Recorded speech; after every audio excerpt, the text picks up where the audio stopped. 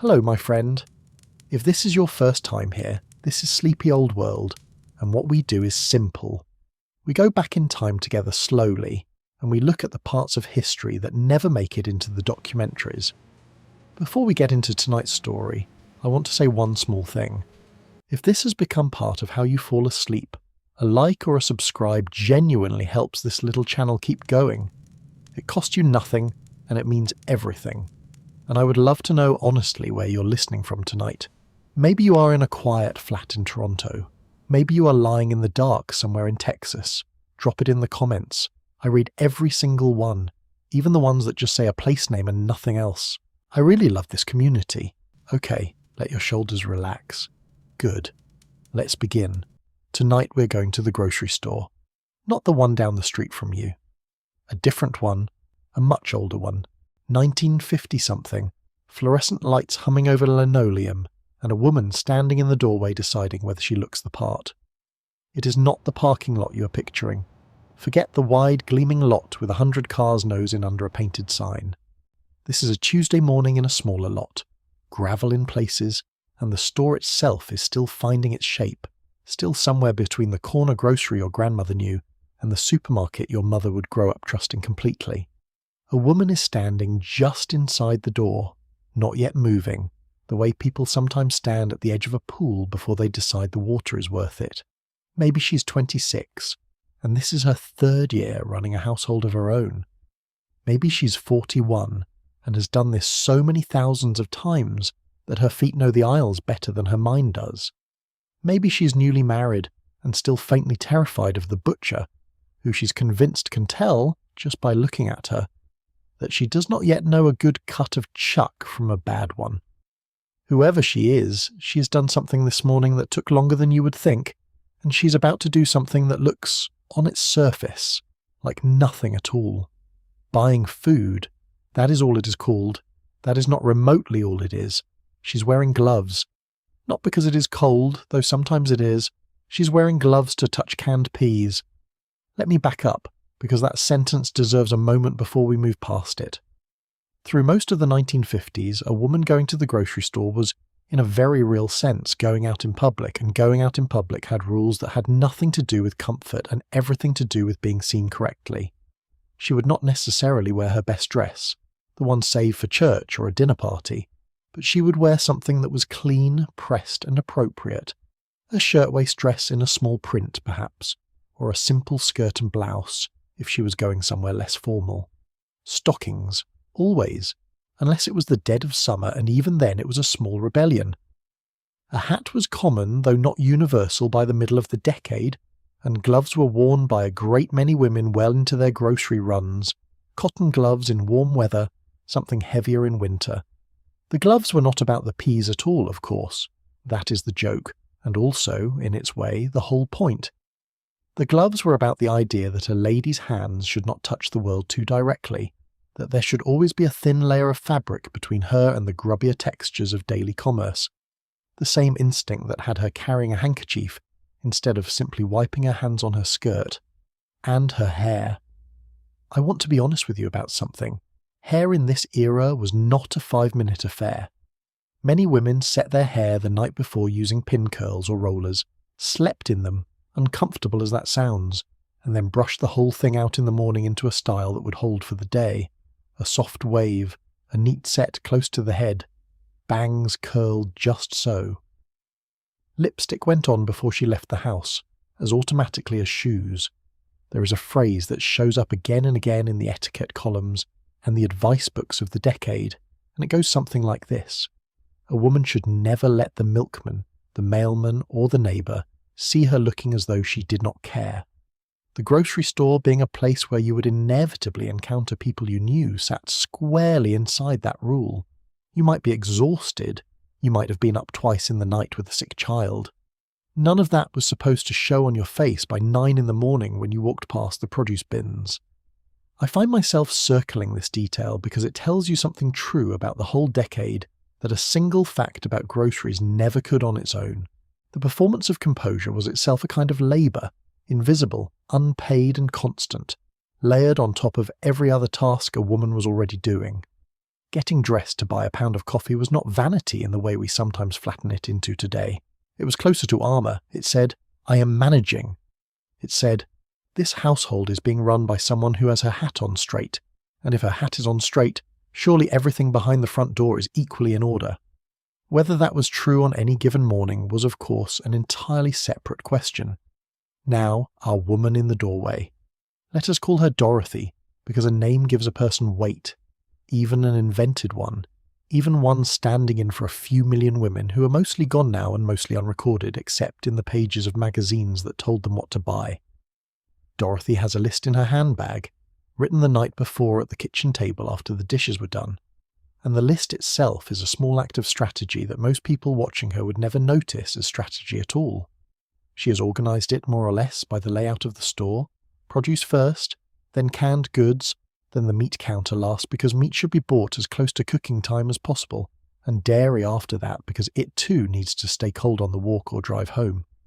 She has a number in her head for how much this trip should cost, and that number matters more than almost anything else that will happen in the next 40 minutes. Here is a thing that surprises people. The grocery budget in most households of this decade was handled with a level of precision that would put a modern spreadsheet to shame, except it lived entirely in a woman's memory, on the backs of envelopes, or inside actual envelopes, cash divided into categories the moment the husband's pay arrived. Rent in one envelope, insurance in another, groceries in a third, sometimes subdivided further into a weekly allotment pulled from the larger monthly sum. Dorothy knows, walking through that door, roughly how many dollars and how many cents she has to spend before the end of the week, and she knows it the way you know how much air is left in your lungs when you are underwater. It is not background information. It is the whole shape of the swim. That system, the envelope system, was not eccentric or old-fashioned even by the standards of its own moment. It was, if anything, a rational response to a world that had only just stopped rationing food a handful of years earlier. Anyone over the age of 30 walking through that door in 1950, something remembered ration books, remembered sugar and butter and meat measured out in stamps rather than dollars, remembered standing in different lines for different goods, because the government said so. That memory does not evaporate the moment restrictions lift. It lives in the body. It lives in the way a woman still years later buys a little more flour than she needs this week, just in case, or feels a small flush of something like relief every time she sees a shelf fully stocked, because full shelves had not always been guaranteed. Stay with me here, because this matters more than it looks like it does. The abundance of the post-war grocery store was not neutral. It was, for the women walking through it, a kind of ongoing proof that the hard years were actually over, and that proof needed renewing week after week, can after can. And the store itself, the physical building Dorothy is standing inside, is in the middle of a genuine revolution, even if nobody inside it that morning would have used a word that dramatic to describe buying bread. For decades before this, the standard way to shop for groceries in America involved a counter and a clerk. You walked in, you told the man behind the counter what you wanted: flour, a pound of coffee, 6 eggs, and he fetched it for you from shelves you could see but not touch, wrapped it, added the figures on a pad or in his head, and told you the total. It was social, it was slow, and importantly, it often ran on credit, a running tab kept in a little book behind the register, settled up at the end of the month or whenever the husband's pay allowed. The grocer knew your family. He knew when you were struggling, and he would sometimes let the tab run a little longer than it should. He also, if we're honest, knew a great deal more about your household's business than you might have liked, because a running tab is a kind of open ledger of what a family can and cannot afford in any given week. The self-service supermarket, which had existed in a few pioneering forms since the 1910s and 20s, exploded into ordinary American life in the years after the war, and it changed the terms of that relationship completely. Now you walked in, and instead of asking a man behind a counter for what you needed, you took a metal cart, sometimes still a genuine novelty to a shopper who had grown up with counter service, and you moved through open aisles selecting the cans and boxes yourself, reading labels yourself, comparing brands yourself, in a kind of hushed abundance that some of the older women in this story genuinely found disorienting the first several times they experienced it. There is a particular kind of vertigo, I think, in walking into a room and discovering that no one is going to help you unless you ask, that the entire burden of choosing correctly has shifted from a trusted clerk's judgment onto your own.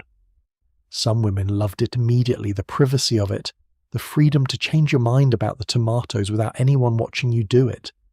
Others missed the counter terribly, missed being known, missed the small conversation that used to accompany every transaction, and felt something like grief, quiet and mostly unspoken, about a version of shopping that was disappearing underneath them. That metal shopping cart is worth a moment on its own, because it is one of those objects so ordinary now that its strangeness has worn completely smooth. It was invented, more or less as we would recognize it, by a grocery store owner in Oklahoma who noticed that customers stopped shopping once their handheld baskets got too heavy or too full, which meant from a business standpoint that the basket itself was capping how much money a customer would spend in a single visit. His solution, a folding metal frame on wheels that could hold 2 baskets, seems obvious to us now and was met, when it was first introduced, with something close to resistance. Men reportedly found it emasculating to push what looked like a baby carriage through a public store. Women, some accounts suggest, felt similarly odd about it at first, association with a pram being not entirely flattering to an adult errand. The store owner, the story goes, had to hire actors to walk around using the carts cheerfully in order to make the behaviour look normal enough for real customers to copy. By the time Dorothy takes hold of the cold metal handle of a cart that Tuesday morning, that resistance is long gone,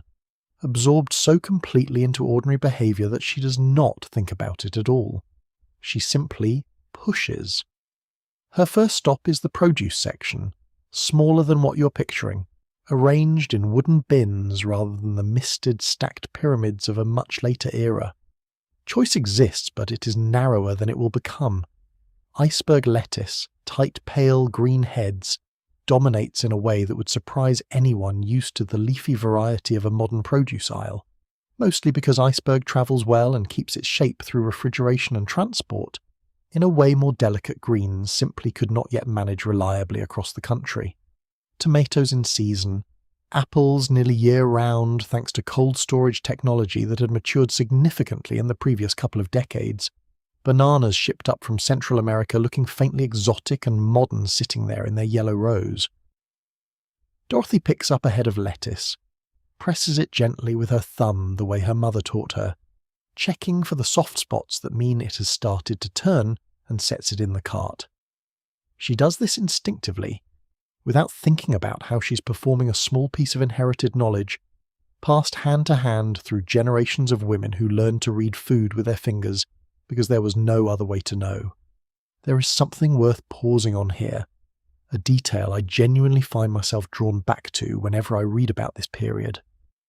Fresh produce, in this decade, was not yet the year-round guarantee it would eventually become. Season still mattered enormously to what sat in those wooden bins. A woman shopping in February in most of the country would find her choices in fresh vegetables considerably narrower than a woman shopping in July, and she planned her cooking accordingly, without complaint, because that was simply the shape of the year.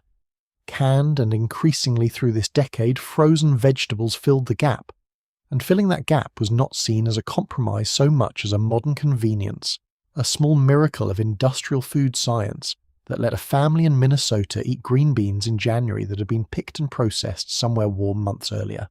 We tend, looking back, to romanticize fresh and local, as though earlier generations were closer to some purer way of eating, and in some ways they were. But I think it is worth remembering that a can of vegetables in 1950-something represented, to the woman buying it, not a step away from something better, but a genuine step forward. Freedom from spoilage, freedom from the tyranny of what happened to be ripe that week. Freedom, frankly, from hours of preserving and canning her own vegetables in a hot kitchen every August, work her own mother had almost certainly done, and that she herself was often relieved not to have to repeat at the same scale. She moves toward the canned goods next, and here the abundance really does begin to feel almost theatrical if you try to picture it fresh, as she would have experienced it, rather than as we half remember it through old advertisements. Rows and rows of tin cans, labels bright and confident, Campbell's soup in its red and white livery, already an old friend by this point, canned corn, canned peaches in syrup so sweet it was practically a dessert on its own, canned tuna, canned pineapple rings destined, more often than anyone today would guess, for the top of a baked ham rather than a fruit salad. This is where the gloves come back into the story. Briefly, just a phrase, worth remembering rather than describing again. Her hands gloved, moving along rows of cool metal, picking up a can, reading the label, setting it down again if the price seems wrong, choosing another brand instead. Brand loyalty is a real and cultivated thing in this decade, cultivated deliberately and expensively by companies who had discovered, through the still new medium of television, sitting in more and more American living rooms, that a jingle repeated often enough could outcompete a lower price on the shelf beside it. And I want to slow down on that word, jingle, because it connects to something larger that is worth understanding about why the grocery store of this decade looked and felt the way it did. Advertising aimed at housewives had become by the 1950s an enormous and highly sophisticated industry, employing psychologists, running focus groups, testing which words on a label made a woman feel competent rather than lazy for choosing a convenience food over a homemade one. The phrase homemade goodness shows up constantly on packaging from this era precisely because it was solving a real anxiety, the fear that reaching for a can or a box instead of doing everything from raw ingredients meant you were somehow failing at the job you had been told, over and over, was your primary purpose in life. A cake mix advertisement would promise that adding your own fresh egg, rather than using the powdered egg already included in early versions of the mix, restored just enough of the homemade feeling to ease that guilt. It is a small manipulation when you look closely at it, and also, I think, a strangely tender one, an entire industry built around understanding exactly how much shortcut a woman could take before she felt like she had cheated, and engineering its products to sit just on the comfortable side of that line. Dorothy pauses in front of the frozen food cases, which in this era are still something of a novelty section, a long chest-style freezer with a sliding glass or metal lid, rather than the upright walls of frozen aisle you might picture from later decades. Frozen food had existed commercially since the 1920s, thanks largely to a fur trader turned inventor who had watched indigenous fishing communities in the far north flash freeze their catch and realized the same principle could preserve flavor and texture far better than the slow freezing methods used industrially at the time. But frozen food only became a genuine fixture of ordinary grocery shopping once enough American homes actually had freezers capable of storing it, and that particular piece of infrastructure, the home freezer or the freezer compartment inside a proper refrigerator, was still spreading through the country during this very decade, which means Dorothy's relationship with that frozen case is newer and more exploratory than her relationship with, say, the flour aisle. This is where the television dinner enters the story. And I have to be honest, it is one of my favorite small pieces of this whole era. Not because the food itself sounds appealing, by most modern accounts it was fairly bland, but because of what it represents about a household's changing rhythm. The story most often told is that a food company found itself with an enormous, almost embarrassing surplus of frozen turkey after one Thanksgiving season, and needed a way to move it before it spoiled, and an employee suggested packaging it alongside vegetables and a starch in a segmented aluminium tray, designed explicitly to be heated in the oven and eaten in front of the television, a piece of furniture that was itself becoming a fixture in more and more living rooms across the country during these very years.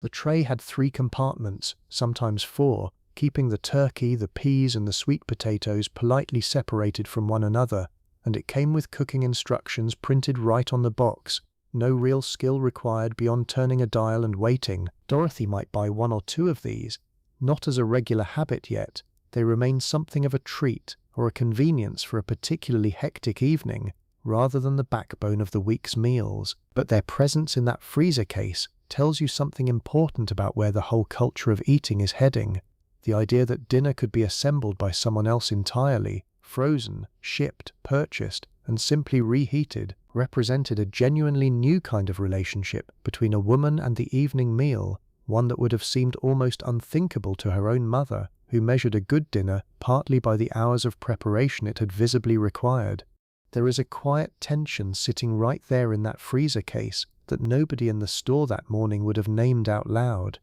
Convenience was marketed as liberation, more time for the children, more time for herself, and it genuinely was that, some of the time, for some women. But it also sat uneasily beside a culture that still measured a woman's worth largely by the effort she put into feeding her family, which meant every box of frozen dinner she bought came with a small, unspoken negotiation about how much shortcut was acceptable before it started to look like she simply did not care enough to cook properly. I think about that tension a lot, honestly, whenever I read old advertisements from this period. The way every ad for a convenience product also seemed to include some reassurance, printed right there on the box, that using it did not make you a lesser homemaker. It is a very particular kind of pressure, cheerful on the surface and exhausting underneath it, and it did not begin or end with frozen dinners. It touched almost everything on these shelves. Not far from the frozen cases sits a small, almost incidental corner of the store that historians of this period tend to find endlessly interesting, the gelatin section. Boxed gelatin, in its rainbow of fruit flavors, had existed for decades by this point, but had experienced something close to a golden age in the 1950s, driven partly by aggressive advertising and partly by the simple fact that molded gelatin dishes photographed beautifully in the era's home magazines, jeweled and glossy, suspended fruit or vegetables, or, in some of the era's more startling recipes, shredded carrots, olives, or even cottage cheese held perfectly still inside a quivering, colored dome. Dorothy might pick up 2 or 3 boxes without a second thought, planning to use one in a simple dessert for the children and perhaps another in something more elaborate for a dinner party later in the month, something involving a ring mold and a great deal of patience in the refrigerator. I want to pause here because it would be easy to make fun of this, and a lot of modern writing about the decade does exactly that, mining the more unusual gelatin salads of the era for a cheap laugh. But there is something else going on underneath the strangeness that I find genuinely worth respecting. These molded dishes were, in their own small way, a form of craft, a way for a woman with almost no formal outlet for artistic expression to make something visually striking and technically demanding, something that required real skill in timing and temperature to execute well, and something that would be seen and admired by guests at her table. In a world with fairly narrow permitted channels for a woman's creativity, the dinner table, and specifically the more elaborate, decorative end of the dinner table, absorbed a surprising amount of that creative energy. The gelatin ring is a little bit absurd to modern eyes. It is also, if you squint, a small act of art, made by someone who was rarely encouraged to make art anywhere else. The meat counter waits at the back of the store, which is deliberate, a piece of retail psychology that predates this decade, but is fully understood and exploited by it. Placing meat and dairy at the rear of the store means a shopper has to walk past everything else to reach the items she almost certainly came in intending to buy anyway, and every aisle of that walk is another chance for something unplanned to land in the cart. Dorothy knows this, in the vague way that people know the shape of a habit without ever articulating the mechanism behind it, and she has, if she is being honest with herself, budgeted a small margin into her week's allowance, specifically for the things she did not intend to buy, but somehow always does. At the meat counter, unlike much of the rest of the store, something like the old relationship still survives.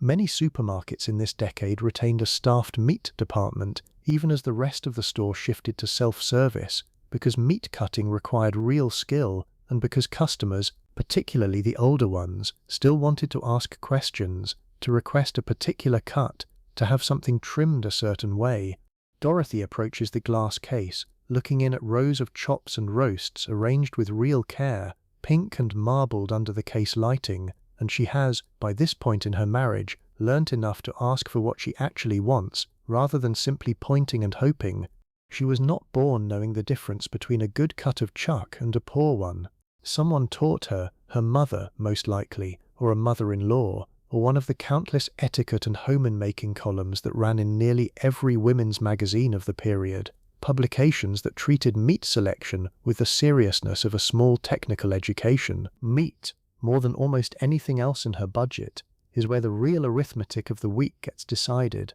It is expensive relative to nearly everything else in the cart, and a family's sense of whether they are doing well or struggling often gets measured, quietly, against how often real cuts of beef appear on the table versus how often the week slides into chicken, or worse, into the various stretched and disguised forms of ground meat that a resourceful cook could make stand-in for something grander. There is an entire subgenre of the era's cookbooks devoted almost entirely to this problem. Recipes with names like Poor Man's Roast or Mock This and That, dishes engineered to use less meat while still delivering something that felt, at the table, like abundance.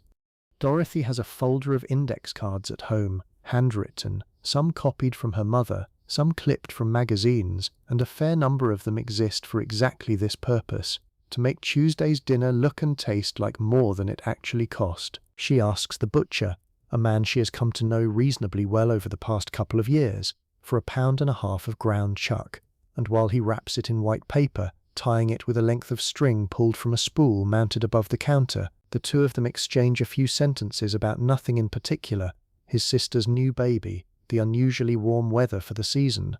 This small talk is not incidental. It is, in its own modest way, one of the more genuine social threads running through her entire morning, a moment where she is neither performing composure nor calculating a budget, simply talking to another person who happens to know her name and roughly the shape of her week. Which brings me to something I think gets lost in a lot of retellings of this era: the sheer social density of a grocery trip. This was not, for most women, an errand conducted in anonymous silence the way it so often is now. Headphones in, list checked off, done. The grocery store was one of the very few places a housewife of this decade left the house on her own, without her husband, without necessarily her children in tow every time, and moved through a public space where she was likely to encounter people she knew, neighbors, women from her church group, the mother of one of her children's classmates, a cousin perhaps if the town was small enough. Every one of those encounters carried its own small social weight,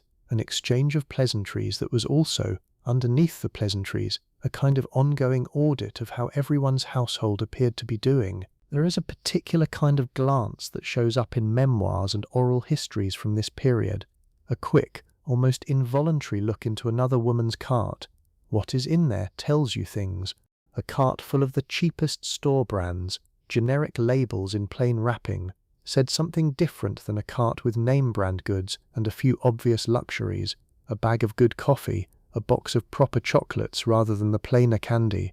Women were, by and large, far too polite to comment on this directly, but the noticing happened anyway, quietly, constantly, and it fed back into the whole performance we talked about earlier: the hat on straight, the lipstick applied before leaving the house. You dressed for the store partly because the store was where you would be seen, and what filled your cart while you were being seen mattered nearly as much as what you wore while pushing it. Now, here is a detail I think is genuinely strange and worth sitting with.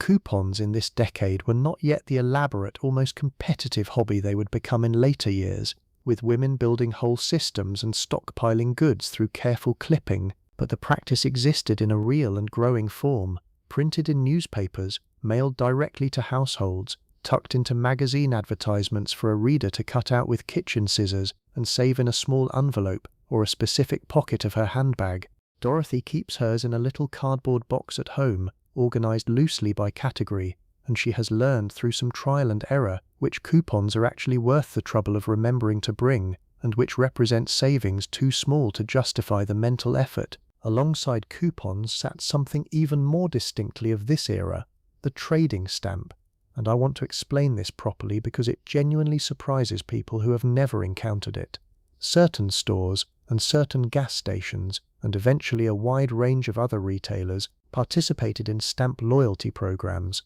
the best known being a green stamp issued by a particular company, where a cashier would tear off a small strip of gummed stamps proportional to how much you had just spent and hand them over along with your receipt. These stamps meant nothing on their own. Their entire value existed in the act of collection, licked and pasted, page after page, into special books provided free by the stamp company, and once you had filled enough books you could exchange them, through a dedicated catalogue and a redemption centre, for household goods, a toaster, a set of dishes, sometimes something considerably larger like a piece of furniture, or even, with enough patience and enough shopping, a television set. Dorothy has 3 books sitting half-filled in a kitchen drawer at home, and she thinks about them more often than she would probably admit to her husband, doing a small private arithmetic every time she considers switching to a store that does not offer the stamps, weighing a slightly lower sticker price against the slow accumulation towards something she actually wants.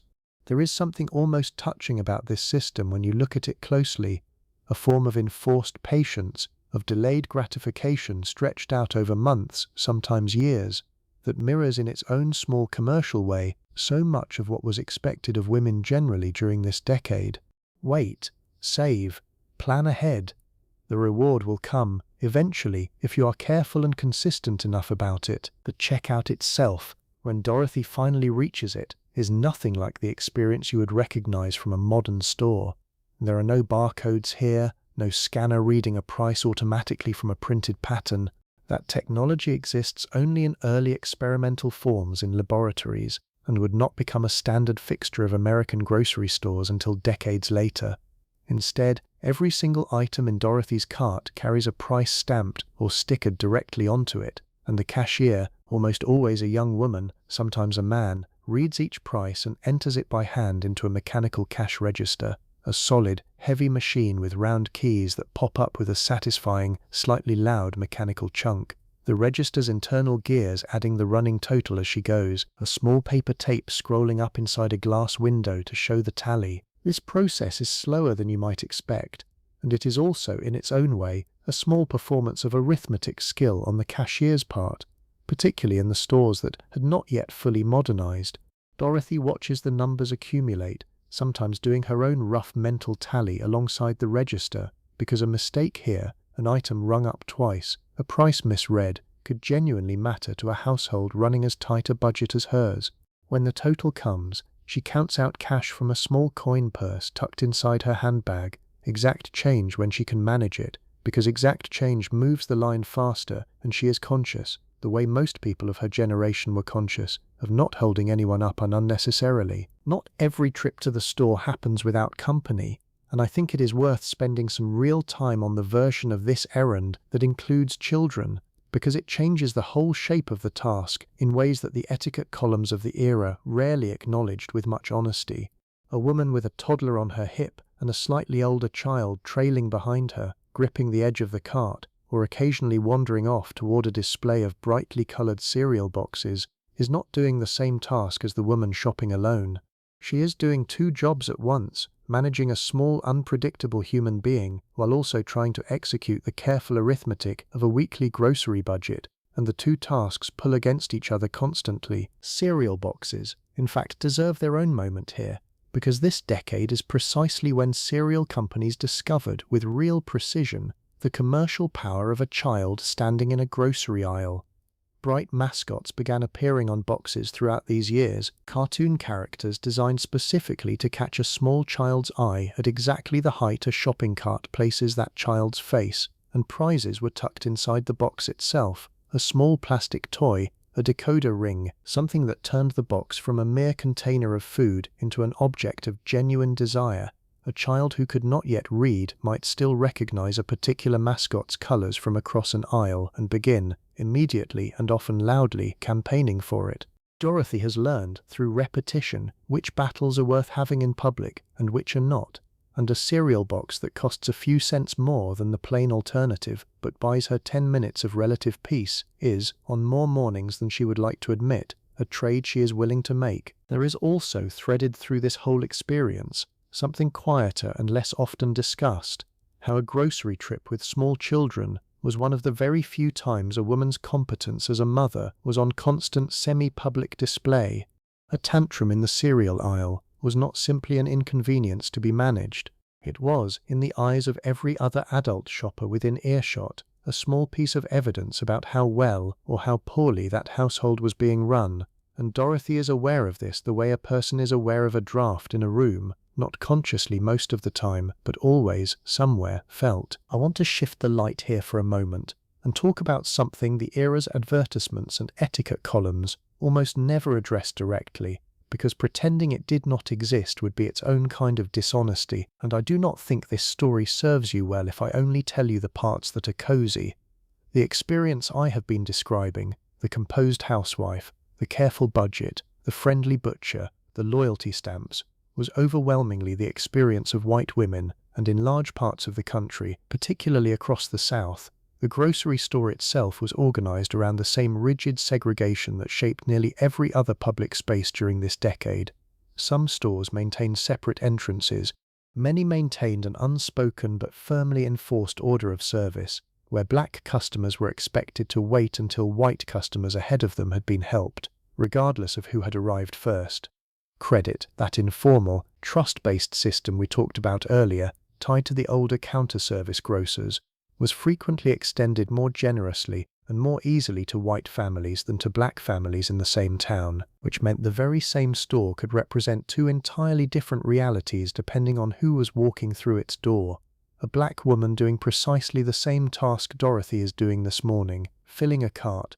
managing a budget, feeding a family, was very often doing it under an additional layer of scrutiny, delay and indignity that had nothing to do with her competence and everything to do with a system built to diminish her before she ever reached the register. I mention this not to darken an otherwise gentle story, but because leaving it out would flatten the truth of the decade into something softer and less honest than it actually was, and I think the real version, even the uncomfortable parts of it, deserves your attention as much as the gelatin molds and the trading stamps do. The story we are following tonight, Dorothy's story, is one version of 1950s America, a real and common one, but never the only one, and I think it is worth holding both of those facts at once as we keep walking through these aisles together. Let us return to Dorothy, and to something a little softer for a while. Dairy comes near the very end of her route through the store. Milk in heavy glass bottles in many markets of this period, though paper cartons are becoming more common as the decade goes on. Butter wrapped in waxed paper, a wheel of cheese behind its own small glass case. And here is a small oddity worth knowing, because it says something about how quickly this whole system of grocery shopping was still evolving underneath everyone's feet, even as supermarkets like the one Dorothy is standing in were becoming the dominant way American families bought their food. An older parallel system persisted alongside it for years, the home milk delivery. A milkman, driving a route in the early morning hours, well before most households were awake, still brought glass bottles of milk directly to the doorstep of a great many homes throughout this decade, collecting the previous day's empty bottles as he went, a quiet, clinking transaction that happened almost entirely without a homeowner ever seeing the person performing it. Some families relied on this instead of buying milk at the store at all. Others, like Dorothy's household, used both, the milkman for the daily staple, the grocery store's dairy case for cream, or a specialty cheese for a particular recipe. It is strange to think about now, two entirely separate supply chains for the same basic product, one ancient in its rhythm, a horse-drawn tradition only recently converted to trucks, the other thoroughly modern, self-service, brightly lit, and both operating at once in the very same neighborhood, sometimes for the very same family. I think what I find most interesting about this overlap is what it tells us about how change actually happens, which is almost never all at once, in a single clean line, but in these overlapping contradictory layers, old systems and new systems running side by side for years before one finally, quietly, wins out. The grocery store Dorothy is shopping in this morning is itself only one stage in a process that had already been unfolding for decades and would keep unfolding for decades more. Self-service replacing counter-service, supermarkets replacing corner grocers, and eventually, though neither Dorothy nor anyone else in this store could have predicted the details, the delivery truck itself would come back around in an entirely different, unrecognizable form. Generations later, once the whole cycle turned again, not every version of this errand looks like Dorothy's either, and it is worth pausing to notice how much the whole experience depended on where in the country a woman happened to live. In a large city, a housewife might walk to her grocery store, a few blocks from her apartment building, carrying her purchases home in string bags or paper sacks balanced against her hip, making the trip more frequently, every couple of days rather than once a week, because she had less room to store large quantities of food, and because the store itself was close enough that frequent small trips made more sense than one large one. In a smaller town or a rural area, the calculation flipped entirely.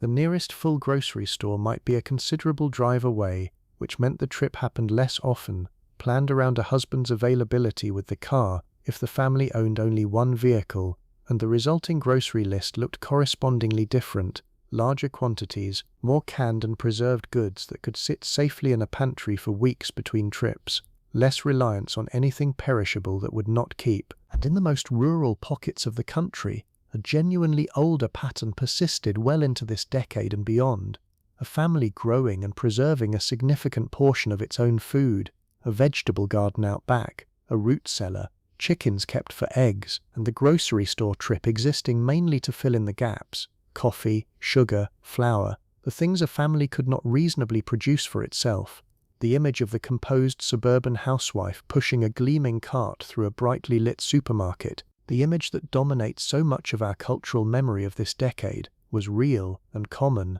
and growing more common by the year, but it was never the whole picture, and I think it is worth remembering that the same decade contained a woman canning tomatoes over a hot stove in July, using methods her grandmother would have recognized without a moment's confusion. Dorothy's cart is fuller now than it looked 20 minutes ago, and there is a particular kind of satisfaction in this moment that I think gets lost if you only ever read about this era in terms of obligation and pressure. There is real pleasure here too, genuine pleasure, in a full cart, in a week's worth of meals already half planned out in her head based on what she is bringing home, in the small, private accomplishment of having managed the budget correctly, of having found the ground chuck at a fair price, of having remembered, without needing to check the list twice, that they were nearly out of coffee. Competence feels good. It felt good then just as it feels good now, regardless of how narrow or wide the arena in which that competence gets to operate. She wheels the cart toward the front of the store,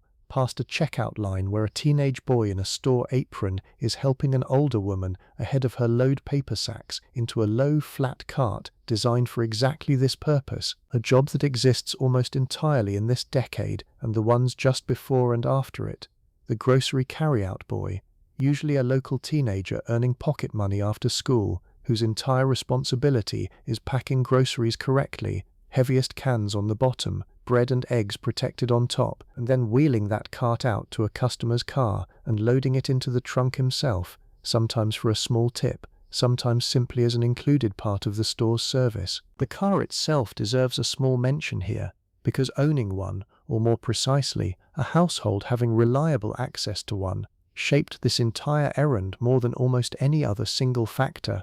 By the middle of this decade, car ownership had climbed to a level that would have seemed extraordinary only 20 years earlier, and much of American retail, the grocery store very much included, had begun reorganizing itself around the assumption that a customer would arrive by automobile rather than on foot. Parking lots grew larger, stores moved slightly farther from dense town centers, out toward newer roads where land was cheaper and a lot big enough for 50 cars could actually be built.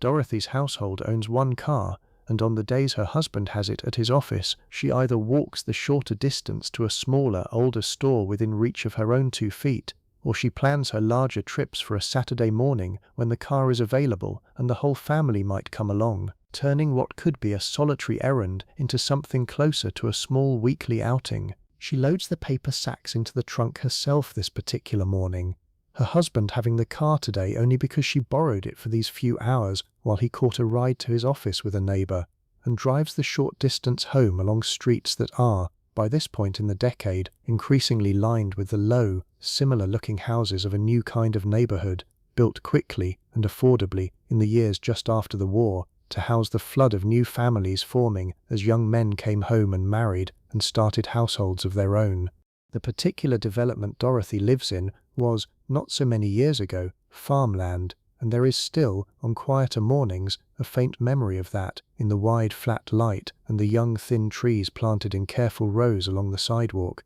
not yet tall enough to shade much of anything. Home again. She carries the sacks in through the kitchen door in 2, sometimes 3 trips, and here begins another whole layer of labor that the errand of shopping only sets up rather than completes. Unpacking is its own small ritual, and it has rules of its own. The refrigerator, if her household is fortunate enough to have a fairly new one, is a genuine marvel by the standards of a woman who grew up with an icebox, a wooden or metal cabinet cooled not by electricity, but by a literal block of ice delivered regularly and replaced as it melted, dripping into a pan beneath that had to be emptied by hand, or it would flood the kitchen floor. The electric refrigerator, humming quietly in the corner, keeping a steady, reliable cold without any daily intervention at all, represented, to women of Dorothy's mother's generation, something close to a miracle, and even to Dorothy herself, only a decade or two removed from icebox households in her own extended family, there remains a faint, half-conscious gratitude every time she opens that door and simply finds cold air waiting for her. She unpacks in a particular order, one she has settled into over the years without ever consciously designing it. Cold things first, into the refrigerator before anything else has a chance to warm them by sitting out on the counter. The milk bottles set toward the back where the cold sits deepest, the ground chuck wrapped in its white butcher paper placed on a plate to catch any moisture and slid onto the coldest shelf, meant to be cooked within a day or two rather than held for long. Then the canned goods, which get carried in a small stack to the pantry, a narrow closet off the kitchen with shelves her husband built the summer they moved in, and she arranges them not randomly but by a private logic entirely her own. Soups together, vegetables together, the older cans pushed slightly toward the front so they get used before the newer ones behind them. A small unconscious act of inventory management that she has never once heard described in those words, but performs with real consistency all the same. There is a particular satisfaction to a well-organized pantry that I think is worth acknowledging honestly, without irony. A shelf of matching, neatly faced labels, canned peaches beside canned pears beside canned green beans, is a small, controllable order in a life that otherwise contains a great deal that cannot be controlled at all. A husband's unpredictable hours, a child's sudden fever, the uncertain arithmetic of whether this month's budget will actually stretch as far as it needs to. The pantry, in its small way, is proof that something in the household is exactly as it should be, every can facing forward, every shelf accounted for, and I do not think it is too much to say that this kind of small domestic order served, for a great many women of this era, something close to the function that a hobby or a project might serve for someone else. A place to exercise care and attention and see the results of that care immediately and visibly. By the time the last sack is emptied, it is not yet noon, and Dorothy's morning, which began well before the grocery trip itself, with the list written the night before, and the ironing of the dress she is currently still wearing, is really only the first act of a day that has a great deal more ahead of it. Lunch to prepare, an afternoon of other errands or housework, children to collect from school in a few hours, dinner to begin thinking about seriously by 4 o'clock at the latest, the grocery trip, which from the outside looks like a single, contained task, something you could check off a list and move past, is in practice the hinge around which a much larger machinery of the week turns, the raw material for 6 or 7 dinners now sitting in her kitchen, waiting to be transformed, meal by meal, into the actual substance of her family's days. Let me pull back for a moment and widen the lens, because Dorothy's Tuesday morning, however specific and detailed we have made it, is only one version of an errand that millions of American women performed in countless variations throughout this entire decade, and I think some of what makes this whole subject genuinely fascinating is how differently it could look depending on the particular week, the particular season, the particular occasion driving the trip. Consider for a moment the version of this errand that happens not on an ordinary Tuesday, but on the Wednesday before a dinner party, what many households of this era would simply call, in a phrase you still occasionally hear today, company's coming. The whole calculus changes. The list is longer, more ambitious, reaching for ingredients that would never make it into an ordinary week's cooking, a better cut of meat entirely, a roast rather than the usual ground chuck, ingredients for a more elaborate appetizer, perhaps a gelatin mold with a genuinely complicated design this time, built in layers, requiring 2 or 3 separate trips to the refrigerator over the course of an afternoon to let each layer set before the next goes in. The woman shopping for a dinner party is thinking not only about nutrition and budget, but about presentation in a much more concentrated way than her ordinary Tuesday shopping requires, about how the meal will look on the table, about what her guests, some of whom are people she is actively hoping to impress or maintain good standing with, will think when the dishes are set out. The woman shopping for a dinner party often makes 2 trips rather than 1. A first trip several days ahead for anything that can be bought in advance and stored, the canned goods, the ingredients for a dessert that improves with a day or 2 of rest in the refrigerator, and a second trip the morning of or the day before for anything that needs to be as fresh as possible, the meat, the delicate produce, flowers if the budget and the occasion call for them. She has in many cases planned the entire menu out on paper days earlier, sometimes consulting one of the small, spiral-bound recipe books that arrived free with a magazine subscription or was handed out as a promotional item by a food company eager to have its brand name featured prominently in her kitchen, and she has already decided, before she ever sets foot in the store, exactly what will be served in what order: appetizer, main course, side dishes, dessert, and roughly what each guest is likely to think of it. There is a particular kind of quiet anxiety that runs underneath this whole process, one that shows up again and again in letters and diaries from the era when you go looking for it. A fear less about whether the food will taste good, and more about whether the evening as a whole will reflect well on the household, on her husband standing among his colleagues if this is a dinner tied to his work, on her own standing among the other wives if this is a more purely social occasion. A dinner party in this decade was, in a very real sense, a performance review, conducted informally over a roast and a molded salad, and the woman hosting it understood the stakes even when nobody at the table would ever have said so directly. Now let me take you somewhere entirely different, to a version of this errand that happens only once or twice a year but looms, in its own way, larger than almost any ordinary week's shopping: the trip to buy a Thanksgiving turkey. This particular errand carries a weight all its own, distinct from the ordinary rhythm of weekly grocery shopping, because it happens under real-time pressure,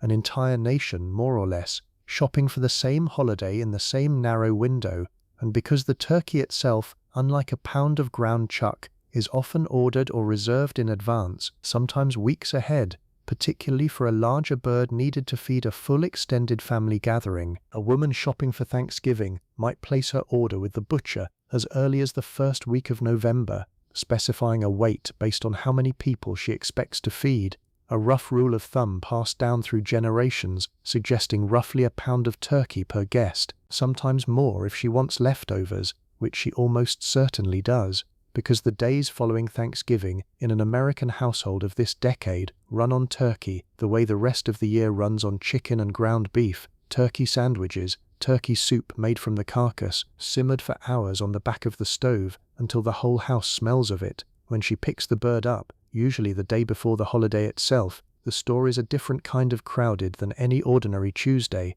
lines longer, the air a little more charged with a shared, cheerful urgency, everyone in the building working toward the exact same deadline, the exact same table, more or less, tomorrow at 1 or 2 in the afternoon. The rest of the Thanksgiving list follows a script nearly every household of this era would recognize instantly, and I am not going to walk through each item individually because you already know most of them without my needing to list them, but I will say that the sheer volume of a Thanksgiving shopping trip, the number of separate items, the weight of the bags, the total dollar figure at the register, represented, for many households, the single largest grocery expenditure of the entire year, planned for and saved toward for weeks in advance. Another envelope, in Dorothy's kitchen drawer system, dedicated specifically to this one meal, filled slowly through October and into November until it held enough. Let us leave Dorothy's kitchen for a while and walk somewhere else entirely, because her suburban Tuesday is only one thread of this larger story,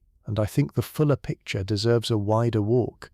Picture, now, a different woman entirely, in a different kind of neighborhood, someone we might call Ruth, who lives not in a new development on what used to be farmland, but in a 4th-floor apartment in a much older, denser part of a large city, the kind of building with a shared stairwell that always smells faintly of someone else's cooking, and radiators that clank audibly every time the heat comes on. Ruth does not own a car, and her household does not particularly need one, because the whole rhythm of her life is built around walking distance, the butcher 3 blocks one direction, the produce stand run by an Italian family 2 blocks the other way, a small self-service market that has only recently opened around the corner and still feels to her a little bit like a novelty compared to the individual specialty shops she grew up patronizing alongside her own mother. Her grocery shopping happens in pieces, almost daily rather than weekly, a habit inherited directly from an urban, often immigrant shopping culture that predates the suburban weekly trip by generations.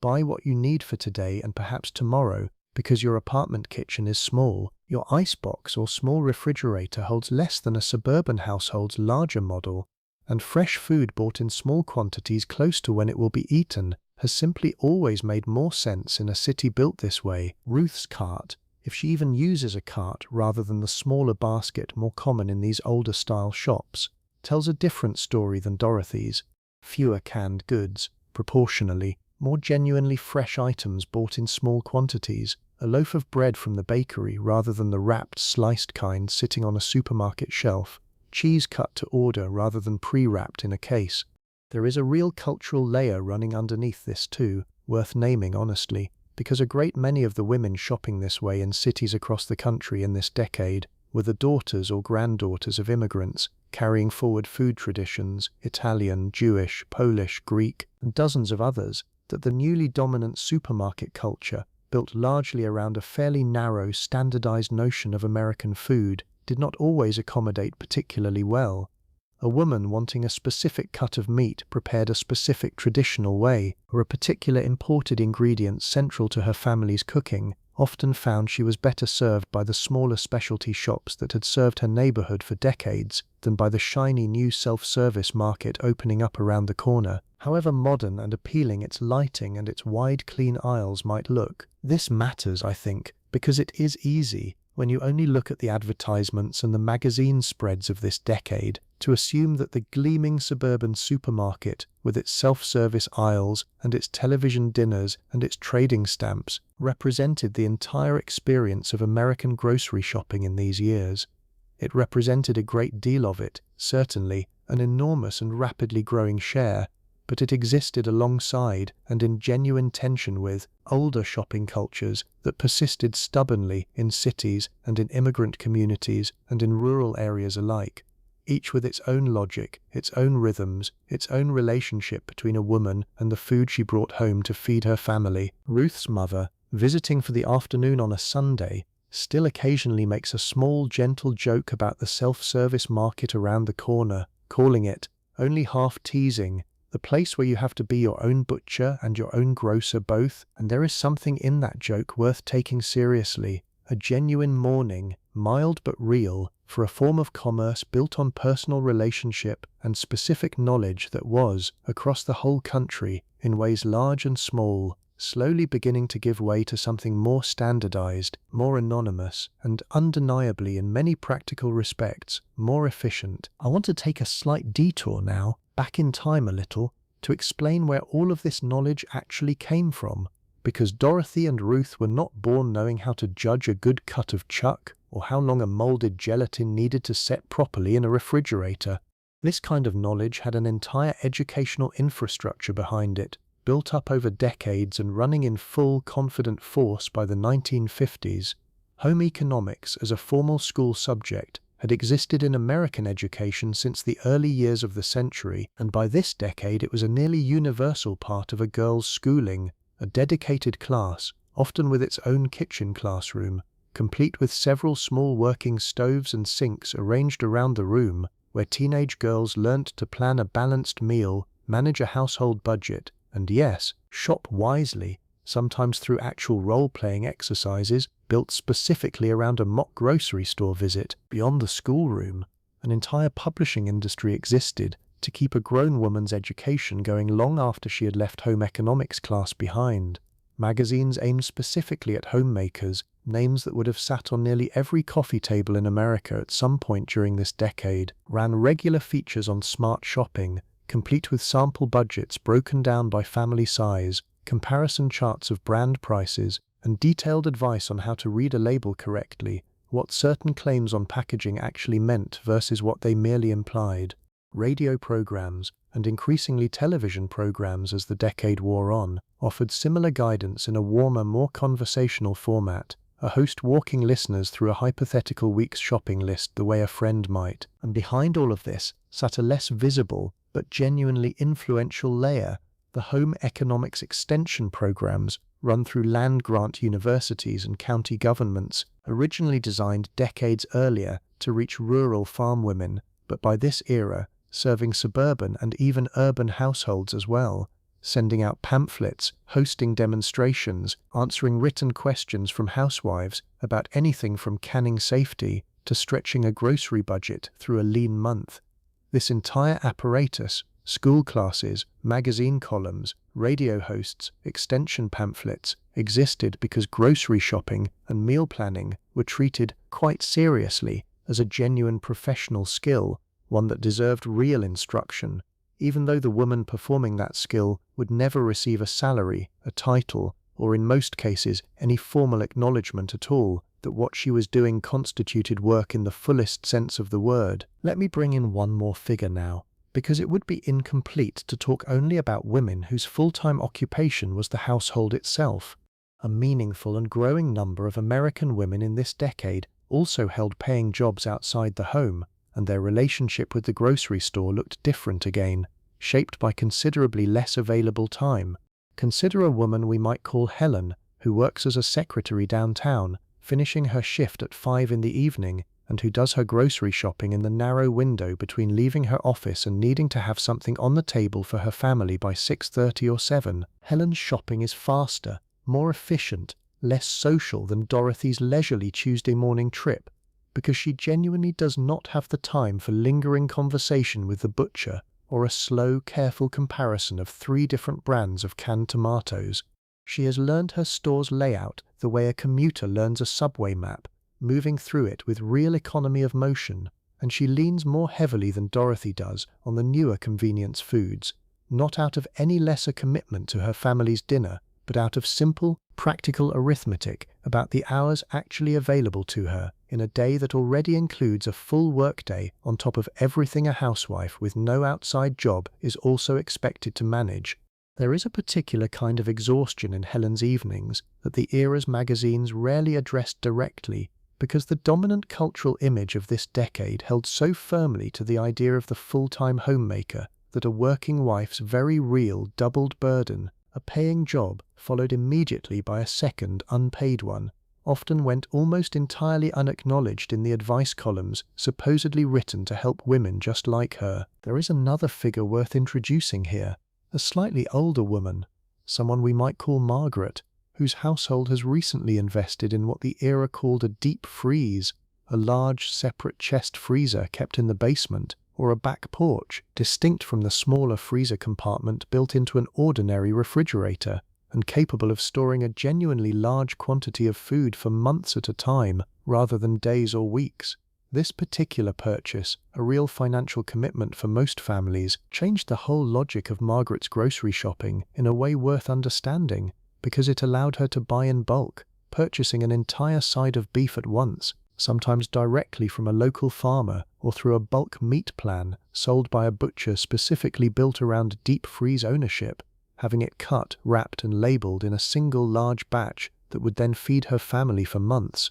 Margaret's ordinary grocery trips, once the deep freeze was installed and stocked, looked noticeably lighter than they once had, because meat, the single most expensive and most frequently purchased category in most households' budgets, had essentially been handled all at once, months in advance, at a lower per-pound price than she could achieve buying smaller cuts week by week at the regular counter. There was, however, a real psychological adjustment involved in this shift that the advertisements selling deep freezes rarely mentioned honestly. Margaret had to learn an entirely new kind of household inventory management, keeping a written list taped to the freezer's inner lid, tracking what remained of the pork roast, the ground beef, the chicken pieces, because a freezer packed full of white paper-wrapped bundles, each one identical from the outside, could very easily become a genuine mystery if she did not stay disciplined about labeling and tracking what went in and when. I mention Margaret and her freezer because it illustrates something that runs through this entire decade if you look closely enough.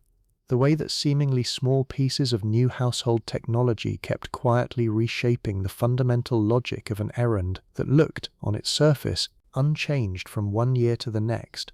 Buying groceries in 1953 did not look exactly like buying groceries in 1959, even in the very same town, even for the very same woman, because the tools available to her, the freezer, the refrigerator, the car, the self-service aisle, kept shifting underneath the ritual, changing its rhythm even while its outward appearance, a woman with a cart, a list, and a Tuesday morning, stayed reassuringly familiar. Back at the checkout line, which we left rather abruptly earlier, there is a particular texture of conversation worth capturing more fully, because the checkout line of this era functioned as something closer to a genuine social institution than the largely silent, headphone-mediated experience it would become in later decades. Waiting her turn, a woman had time, real unhurried time by later standards, to catch up properly with whoever happened to be standing near her, and the conversations that filled that time ranged across the entire small universe of a neighborhood's shared concerns, whose child had been sick, whose husband had gotten a promotion, or, spoken more quietly, whose husband had not, which family was rumored to be considering a move to a newer, slightly nicer development across town, a piece of information that carried, underneath its casual surface, real social weight, because where a family lived said almost as much about its standing as what filled its grocery cart. There was an unspoken etiquette to this checkout line conversation too, worth noting because it tells you something about the era's broader social rules. Certain topics were simply not discussed in this setting, however much a woman might privately want to, money troubles chief among them, marital difficulties another. Anything genuinely painful or shameful kept firmly behind the composed, pleasant expression that a woman had put on, quite literally, along with her lipstick, before she ever left the house that morning. The checkout line offered real connection, but it was connection conducted within careful limits, a performance of neighborliness that was, in its own way, just as constructed and just as effortful as the performance of a well-dressed woman standing calmly amid a stack of canned goods, giving nothing away. Here is something I find myself genuinely admiring, in a slightly uneasy way, whenever I read about it, and that is just how deliberately engineered the grocery store environment itself had become by this point in the decade, down to details most shoppers would never have consciously registered. Lighting was chosen specifically to make produce look more vivid and meat look fresher than it might appear under ordinary daylight. A particular warm cast of fluorescent tube that flattered red meat in a case and made a tomato's skin look just slightly more saturated than it would outdoors. Music, played softly over speakers mounted somewhere near the ceiling, was chosen not for its own sake, but for its tempo,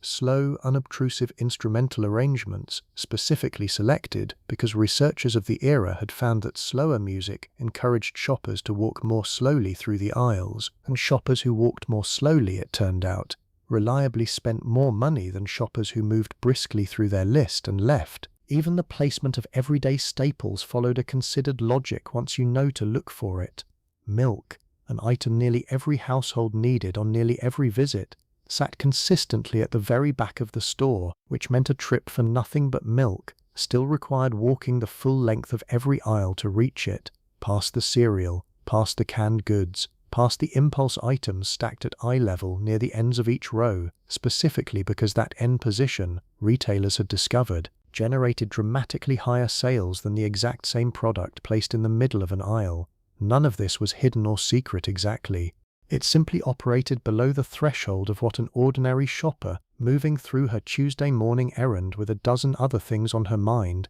would ever pause to notice or question. I do not think Dorothy resents any of this, by the way, and I do not think you should imagine her as some unwitting victim of clever retail psychology wandering the aisles in a daze. She is, in her own way, a genuinely sophisticated consumer, comparing prices, resisting impulse purchases more often than not, aware in a general sense that the store wants her to buy more than she came for, and reasonably confident in her own ability to hold the line against that wanting. The relationship between a shopper and a store in this decade was not simple manipulation on one side and helpless susceptibility on the other. It was closer to a quiet, ongoing negotiation, each side bringing real skill to the table, and Dorothy, more often than the advertisers might have liked, walked out having spent close to exactly what she intended to spend, and not a great deal more. Before we leave the store behind entirely and follow Dorothy home for the rest of her day, I want to mention one more piece of this era's domestic culture that connects directly back to everything sitting in her grocery bags, because it happened not in the store itself, but in living rooms across the country, and it shaped how women thought about food storage in a way worth understanding.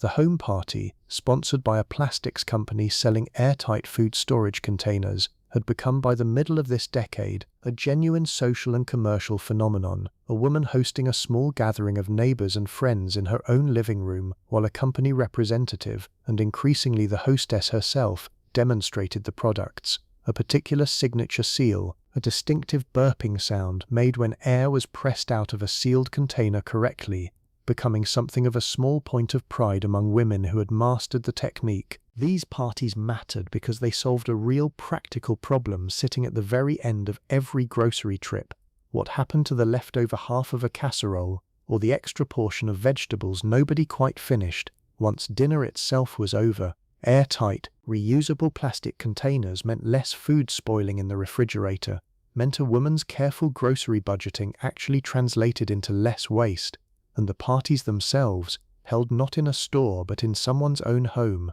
over coffee and a light dessert, created a social occasion built specifically around domestic competence, women teaching other women a genuinely useful skill in an atmosphere that was warm, informal, and notably, one of the few sales models of the era designed to put a woman directly in the role of expert rather than customer. Back in her kitchen, groceries put away, Dorothy allows herself something that rarely appears in the tidy magazine version of a housewife's day, a genuine pause. She makes herself a small lunch, often something simple and quick, a sandwich, a cup of coffee taken standing at the counter rather than sitting properly at the table, because sitting properly at the table is, in her mind, reserved for meals where someone else is present to be served alongside her. There is something quietly telling in that habit, the way she extends a small courtesy to her family that she rarely extends to herself, and if you asked her directly why she eats standing up when she is alone, she would probably laugh and say she has simply always done it that way, without ever examining the assumption underneath it,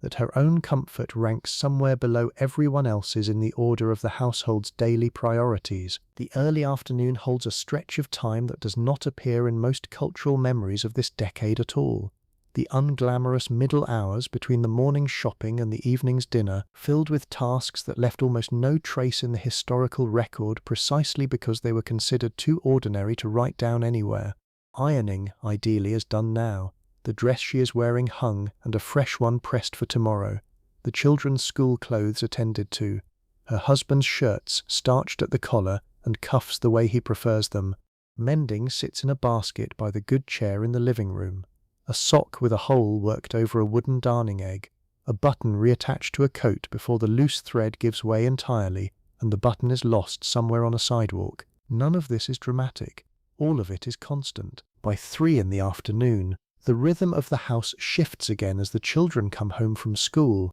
and here Dorothy enters into a piece of etiquette that the era's magazines discussed with real seriousness, the after-school snack. A hungry, cranky child was understood to be a genuine household management problem, one best solved preemptively, and so a plate of something modest waits on the kitchen table most afternoons, crackers and a slice of cheese perhaps, or a glass of milk and a couple of cookies, timed deliberately to bridge the gap between a school lunch eaten hours earlier and a dinner still 2 or 3 hours away. The children eat quickly, standing half in and half out of the kitchen doorway, already halfway back outside to whatever game currently holds the neighborhood's attention, and Dorothy watches them go with the particular, unremarkable tenderness of a woman who has already, this same morning, spent real effort making sure there would be a full pantry behind that small plate of crackers. There is a piece of advice, repeated with startling consistency across the era's women's magazines, that I think deserves to be spoken aloud here rather than simply summarized,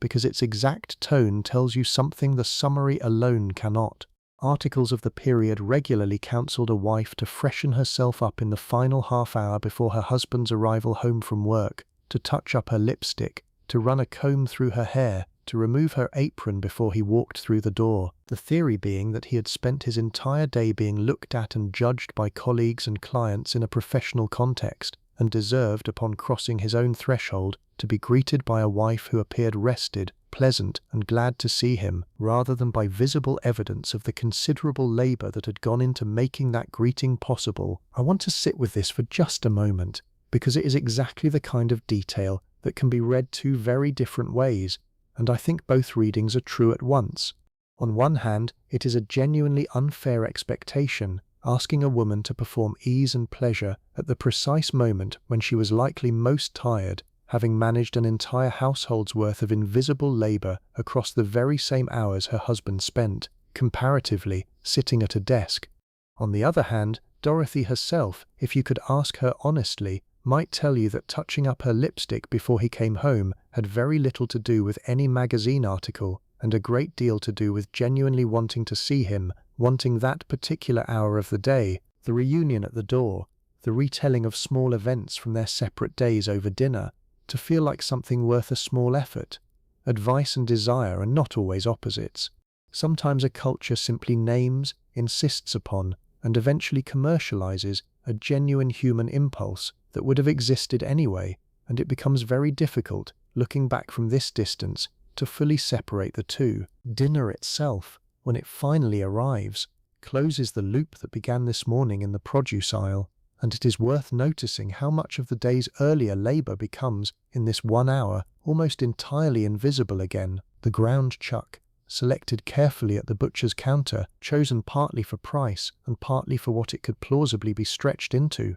becomes a meatloaf or a simple skillet of something seasoned to taste like more than its cost, served alongside canned green beans warmed on the stove and the lettuce from this morning, dressed simply in a wooden bowl that has sat on this particular counter for as long as the children can remember. Her husband, home now, sits at the head of the table, and there is a version of family conversation happening here that would have looked, from a distance, almost identical in nearly every household on the block that same evening. The small recounting of a day, a child's story about school stretched a bit longer than the actual event probably warranted, a husband's brief account of an irritating colleague, offered mostly because Dorothy asks, rather than because he would have volunteered it unprompted. What almost never comes up at this table, and this is worth sitting with honestly, is the grocery trip itself, or the ironing, or the pantry organized that morning with such quiet, private satisfaction. Not because any of it was secret, but because it belonged to a category of work so thoroughly assumed, so completely built into the invisible architecture of a normal day, that naming it out loud would have felt almost strange, the way you would not announce, at dinner, that you had remembered to breathe every few seconds throughout the afternoon. The meal exists, the clean clothes exist, the full pantry exists. Their existence is simply the baseline condition of the household, and the labour required to produce that baseline disappears the moment it succeeds, visible only in its absence, on the rare days when something goes wrong, the milk forgotten, the meatloaf burned, the ironing pile grown too tall to hide. After dinner, the dishes get washed, by Dorothy alone in most households of this era, though in some, a husband might dry while she washes, a small division of labour that varied family to family and said something, in its own quiet way, about the particular marriage in question. The kitchen, wiped down and restored to order, becomes the last stop of her day's labour rather than the first, and it is often here, standing at the counter one final time, with the dish towel still in her hand, that she pulls a small notepad from the drawer and begins, almost without thinking about it, the list for tomorrow. Milk, if the milkman's delivery ran short this week. Something for lunch, a reminder, scrawled quickly, that they are nearly out of coffee again, faster than she expected, and will need a full pound rather than the smaller size next time she is at the store. This is the quiet, closing rhythm of the whole enterprise, and I think it is worth noticing how circular it actually is. The list written tonight becomes tomorrow's plan, which becomes tomorrow's trip to the store, which becomes tomorrow's dinner, which becomes, at the end of tomorrow, another list, written again at the same counter, in the same small notepad, by the same tired, capable hand. There is no real finish line here, no moment where the work is fully done and Dorothy can set it down entirely and walk away. There is only the rhythm itself, repeating, week after week, season after season, a structure so steady and so unremarked upon that an entire decade could pass. This one, before anyone thought to write it down in any real detail at all, which is in its own way exactly why we are spending this evening doing precisely that. Let us move the season along now, because a story that only ever visits one Tuesday in what is presumably early autumn misses something important about how differently this whole errand felt depending on the time of year, and I want to walk you through winter for a while, because winter changed nearly everything about the mechanics of getting food into a house. Picture Dorothy's same street, several months later, under several inches of snow that fell overnight and has not yet been cleared from the smaller side roads. The grocery trip that took 20 minutes by car in September now requires real planning. Her husband may need to help dig the car out of a drift before she can even leave the driveway, and once she reaches the store, the parking lot itself is a hazard, ice hidden under a thin dusting of fresh snow, and she walks carefully, in boots she changes into at the door, carrying her good shoes in a bag to put on once she is safely inside. Winter shopping trips, across this whole decade, happened less frequently than the fair weather kind, and households compensated the way households in cold climates always have, by buying more at once and leaning more heavily on the pantry's deep shelves of canned and preserved goods. Exactly the kind of provisioning that the whole system of trading stamps and bulk canned purchases had been quietly encouraging all year. There is a particular quality to a grocery store in deep winter that I think is worth pausing on for its own sake, apart from any practical detail. The windows fog slightly near the entrance where warm interior air meets the cold coming through the door each time it opens. The produce section looks noticeably thinner than it did in summer. Iceberg lettuce still available but shipped from much farther away now. Tomatoes pale and firm in a way that suggests they were picked green and ripened artificially somewhere along a long, cold journey rather than on a nearby summer vine.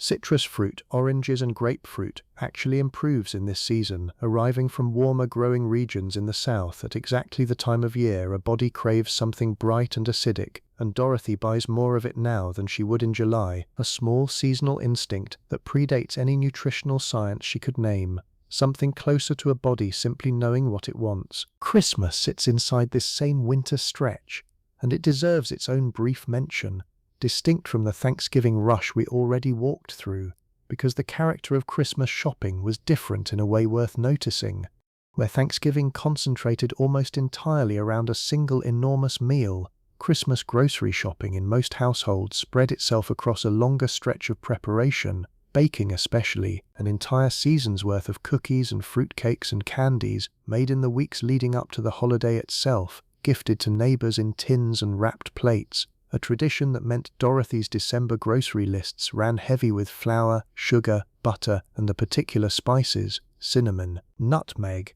cloves, that show up in a kitchen mostly during these few concentrated weeks and then disappear again for the rest of the year. There is a whole sensory world tucked inside that seasonal spice shelf, one I do not think I need to describe further because you almost certainly already know it in your own body. The particular smell of a kitchen in December that exists nowhere else on the calendar. Let me shift the frame one more time, away from season and towards something quieter and, I think, genuinely important, the way this same errand looked entirely different depending on a household's income, because Dorothy's version, comfortable but careful, sits somewhere in a wide middle of a much larger economic range that this decade contained. Consider a wealthier household at one end of that range, a woman we might call Charlotte, whose husband's income sits comfortably enough above average that her relationship with the grocery store looks noticeably different from Dorothy's careful envelope arithmetic. Charlotte does not necessarily do her own grocery shopping at all, in many cases of real wealth during this decade.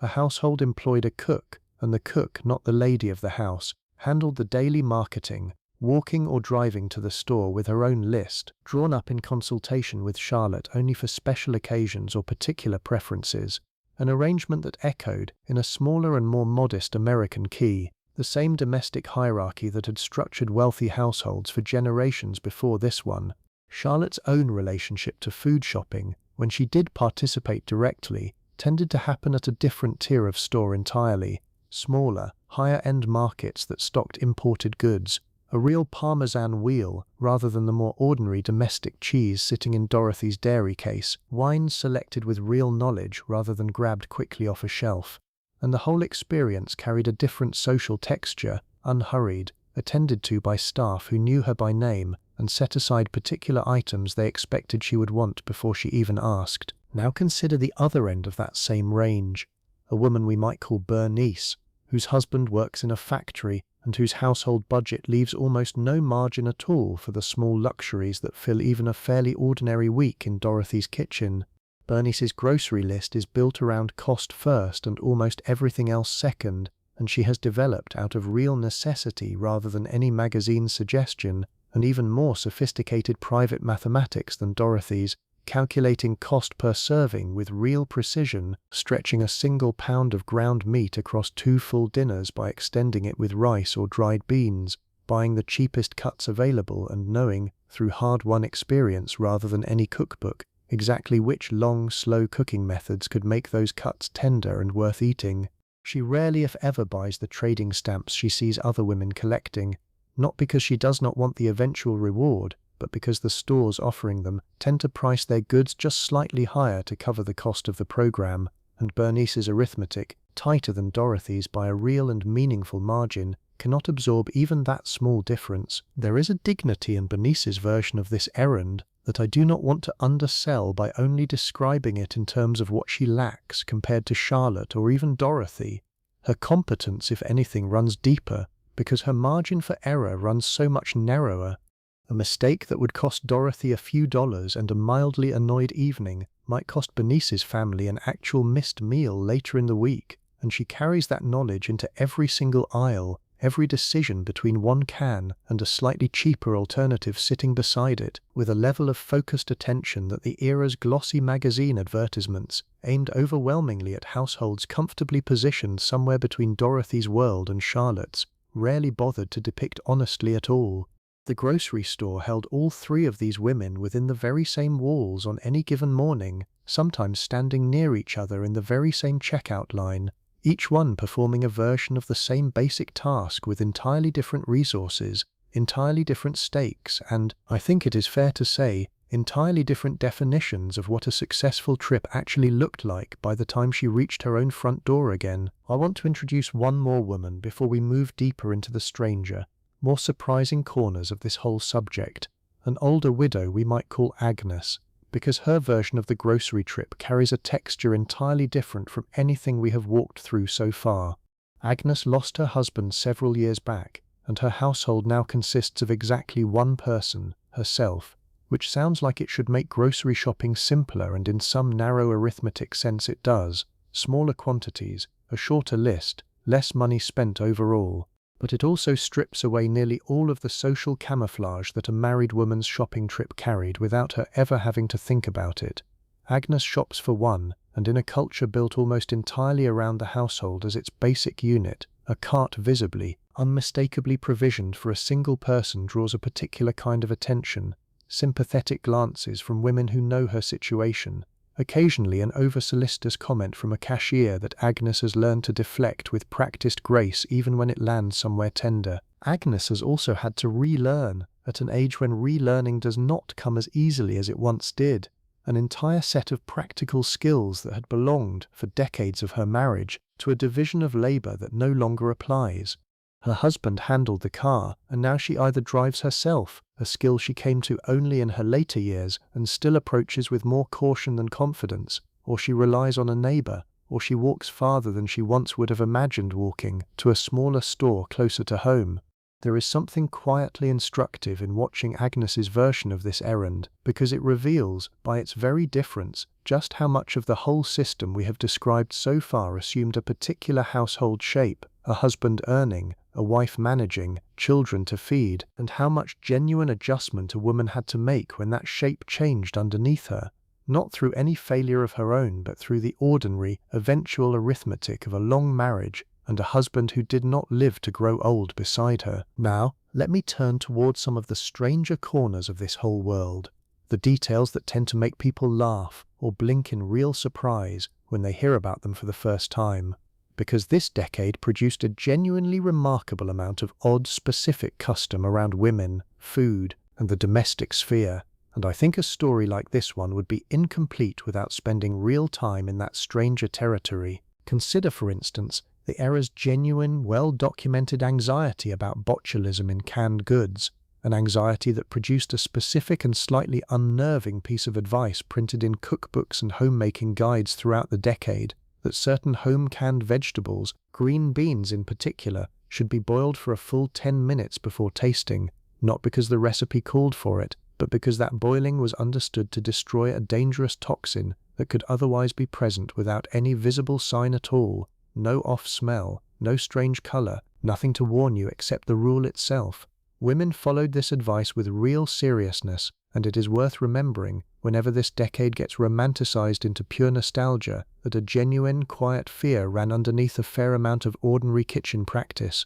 a fear managed through ritual and repetition, rather than through any of the more visible protections a modern kitchen takes for granted. There is also the charm school, an institution that existed in various forms throughout this decade, sometimes a standalone business, sometimes a course offered through a department store or even a high school, teaching young women posture, the correct way to sit down in a skirt without revealing anything untoward, how to enter and exit a car gracefully, and in some of the more comprehensive programs, how to grocery shop with poise, meaning how to select items, converse with a butcher, and manage a cart while maintaining an upright, composed physical bearing throughout the entire errand. It sounds almost satirical from this distance, and I will admit I laughed the first time I read a detailed account of one of these courses, but the underlying logic tracks perfectly with everything else we have discussed tonight. If your Tuesday morning grocery trip was genuinely, meaningfully a form of public performance, then it followed, in the internal logic of the era, that performance itself deserved formal instruction, the same way a young man might have taken lessons in public speaking before starting his first serious job. The girdle deserves its own mention here, because it connects directly and rather uncomfortably to the whole question of what a woman wore to run a simple errand. Foundation garments, a girdle, or a similar structured undergarment worn beneath an ordinary dress, were considered by a great many women of this decade to be simply part of getting dressed, not a special occasion item, but a daily baseline, the same way a modern woman might consider undergarments themselves non-negotiable. A woman heading to the grocery store on an ordinary Tuesday, in other words, was very often wearing a genuinely restrictive piece of shaping underwear beneath her modest, practical shopping dress, an extra, invisible layer of discomfort folded into an errand that already required stockings, gloves, and a carefully set hairstyle. I bring this up not to dwell on it unpleasantly, but because I think it captures something true about the whole decade in miniature, the way physical discomfort, entirely hidden from view, sat underneath so much of what looked, from the outside, like effortless composure. Magazines of this era also ran, with real regularity, a particular genre of content that reads almost like a personality quiz today, questionnaires with titles along the lines of "Are you a good wife?", scoring a reader across categories that very often included her shopping habits directly, whether she planned meals a full week in advance, whether she stayed within budget, whether she varied her family's meals enough to avoid repetition, whether she kept her pantry properly stocked for unexpected guests. These quizzes were framed as playful, a bit of light fun to fill a page between advertisements, but they functioned, in practice, as a genuinely effective mechanism for reinforcing an extremely specific, extremely demanding standard of domestic competence, dressed up in a tone too breezy to invite serious pushback. Dorothy has taken more than one of these quizzes herself, sitting at the kitchen table with a magazine and a pencil, and she generally scores well, which pleases her in a small, private way she would probably feel a little silly admitting out loud. Weight and appearance more broadly ran as a constant undercurrent through this whole world too, worth naming honestly rather than skipping past. Magazine advertisements for certain food products, gelatin especially, actually marketed themselves, in part, as a low-calorie option for a figure-conscious woman, decades before calorie counting became the explicit numeric culture it would later grow into, and a woman shopping in this decade absorbed a steady, ambient pressure to maintain a particular slim silhouette, even while she was simultaneously expected to produce rich, generous, plentiful meals for everyone else at her table. She fed her family abundantly and was expected, at the very same time, to eat carefully herself, a tension that shows up again and again in the era's own words if you read closely enough. A woman serving a full plate to her husband and children while quietly portioning something smaller for her own. Church and community groups added their own layer to the grocery store's downstream effects, and I think this deserves a moment because it represents one of the more genuinely warm threads running through this whole world. The potluck supper,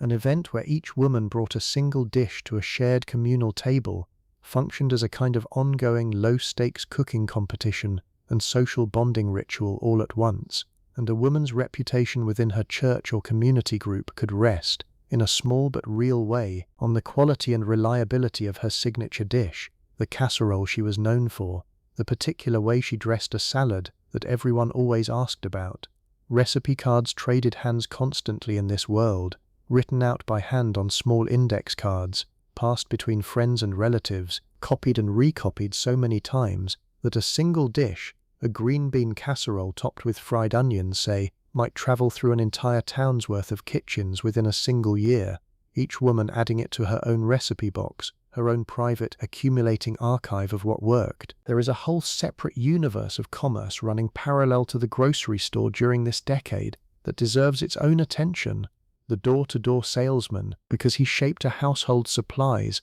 and a woman's day in ways that intersected constantly with everything we have already discussed.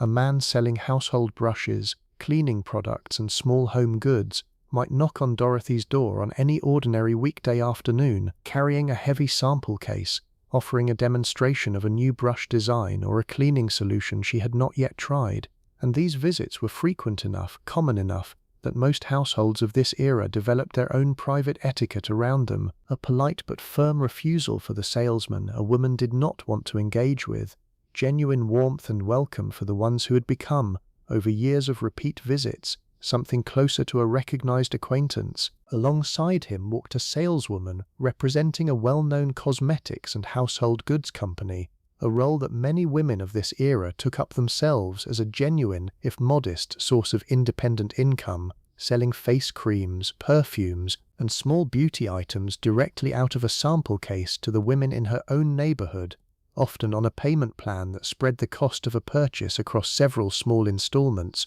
rather than requiring the full amount at once. This particular form of selling deserves real credit, I think, because it represents one of the very few widely available paths through which an ordinary housewife of this decade could earn money of her own, outside the household budget her husband controlled, money that was frequently, by every account from the era, kept separate and spent on small personal indulgences a woman might otherwise have felt guilty purchasing from the family's general funds. Credit itself, beyond this small entrepreneurial layer, ran through the whole domestic economy of the decade in forms worth understanding a little more precisely, because the grocery store's shift toward a cash-only self-service model, which we discussed earlier, did not mean credit disappeared from a household's life. It simply moved elsewhere, into installment plans for larger purchases, a refrigerator, a washing machine, a piece of furniture, bought not with a single payment, but through a structured series of monthly installments that had become, by this decade,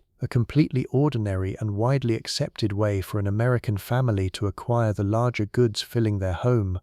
Layaway offered a gentler variation of the same basic idea for smaller purchases, a woman putting down a partial payment on an item at a department store, the store holding it aside for her, and she returning week after week with additional payments until the balance was cleared and she could finally carry the item home, fully paid and fully hers, a system that required real patience but asked for no interest and carried none of the risk that a more modern form of consumer credit would eventually introduce. Pregnancy, too, reshaped this whole errand in ways worth a brief mention, because a visibly pregnant woman in this decade moved through public space, including the grocery store, under a set of expectations that would strike a modern shopper as remarkably restrictive. Maternity fashion of the era favored looser, structured dresses designed to conceal rather than celebrate a changing shape, and a pregnant woman was generally expected to continue performing the same composed, well-groomed public presentation as always, even as her own physical comfort became a genuinely secondary consideration behind the social requirement to look presentable. Some women, particularly in the later months, reduced their public outings considerably, delegating grocery shopping to a husband, a mother, or an older daughter, rather than making the trip themselves, not necessarily out of any medical restriction, but out of a real, if largely unspoken, social discomfort with an advanced pregnancy on full public display in a bright, busy supermarket aisle. Let me tell you about a woman who never actually existed, and yet shaped an enormous number of real women's kitchens throughout this decade, because I think she is one of the strangest and most interesting figures to come out of the whole era. A major flour and food company had, since the 1920s, employed a fictional spokeswoman, a warm, matronly figure invented entirely by an advertising department, complete with an official signature reproduced on packaging, and a voice actress who answered a genuinely staggering volume of fan mail, as though this invented woman were real, offering cooking advice, recipe suggestions, and reassurance to housewives across the country who wrote to her, in real earnest, the way you might write to a trusted aunt. By this decade, that fictional figure hosted her own radio and eventually television programs, ran cooking schools in cities around the country, and had become, through sheer decades of consistent branding, a figure that many American women genuinely trusted more than they trusted actual named experts, an entirely manufactured character functioning, with total sincerity on the part of the women writing to her, as a real and valued source of domestic guidance. I find that genuinely remarkable, honestly, the idea that an entire generation of women conducted a kind of ongoing, earnest correspondence with someone who did not exist, and I think it tells you something true about how hungry this era's women were for exactly the kind of warm, knowledgeable, non-judgmental guidance that a fictional spokeswoman could offer far more consistently than a real human expert, who would have had bad days, limited patience, and only so many hours to answer letters. The character never tired, the character never judged. The character always had an encouraging answer ready, and that reliability, however manufactured, met a real and ongoing need. Canned meat holds its own small, strange corner of this decade's kitchen, and I want to spend a moment on it because it produced a genuinely wide range of recipes that look, from this distance, almost bewildering. A particular brand of canned spiced ham had become by this decade a genuine household staple, inexpensive, shelf-stable for a remarkably long time, and versatile enough that home economics columns published recipes turning it into everything from a simple fried breakfast slice to an elaborate glazed centerpiece studded with pineapple rings and maraschino cherries and baked as though it were a proper holiday ham, a dish that shows up again and again in the era's community cookbooks with real, unironic pride. There is something worth admiring in that impulse too, the same creative energy we discussed earlier around the gelatin molds, applied here to an inexpensive canned product, transforming something humble into something that could, with enough decoration and confidence, sit proudly at the center of a Sunday dinner table. Instant products more broadly defined a huge swath of this decade's pantry innovation, and each one solved a genuine time problem, while also in its own small way reshaping what a meal was even understood to require. A particular brand of rice that cooked in a fraction of the time ordinary rice required became a fixture in countless kitchens specifically because it let a woman assemble a full dinner in far less active cooking time than her mother's generation would have needed. Instant coffee, similarly, existed as a genuine convenience for a woman managing a busy morning, though it carried a mild social stigma among more particular households who considered a percolator's slower, properly brewed pot a small mark of higher domestic standards, a distinction that shows up, again and again, in the era's etiquette guidance, offering a guest instant coffee acceptable in a pinch but a properly brewed pot preferred whenever time allowed. A small hierarchy of effort mapped onto something as simple as a morning beverage. Let us walk through one more version of this errand before we start easing toward the end of tonight's story, because Saturday carried an entirely different social character than any weekday morning, and it is worth experiencing that difference directly. On a Saturday, the grocery store fills with entire families rather than solitary women. husbands freed from the work week joining their wives for what had become, in a great many households, a genuine shared outing rather than a delegated errand. Children in tow not because there was no one to leave them with, but because a Saturday trip to the store had become, in its own modest way, a small family event, sometimes followed by a stop for ice cream or a walk through a nearby park if the weather allowed. Dorothy's husband, on these Saturday mornings, pushes the cart himself more often than not, and there is a particular, slightly performative warmth to these trips that differs from her solitary Tuesday errand in ways worth noticing. He tends to linger longer at certain sections than she typically would alone, the specialty items, a particular imported cheese, or a bottle of something he wants to try, purchases that fall a bit outside the careful weekly budget, and that Dorothy allows with a kind of fond, indulgent patience, understanding that a Saturday trip carries a slightly different, more generous emotional economy than an ordinary Tuesday's careful arithmetic. The children, too, behave differently with both parents present, testing boundaries a little more boldly, asking for a treat with the confidence that a united front of both mother and father might be more persuadable, together, than either one alone. There is also, on these Saturday trips, a chance for Dorothy's husband to see, directly and first-hand, at least a small slice of the labor she performs alone every other day of the week.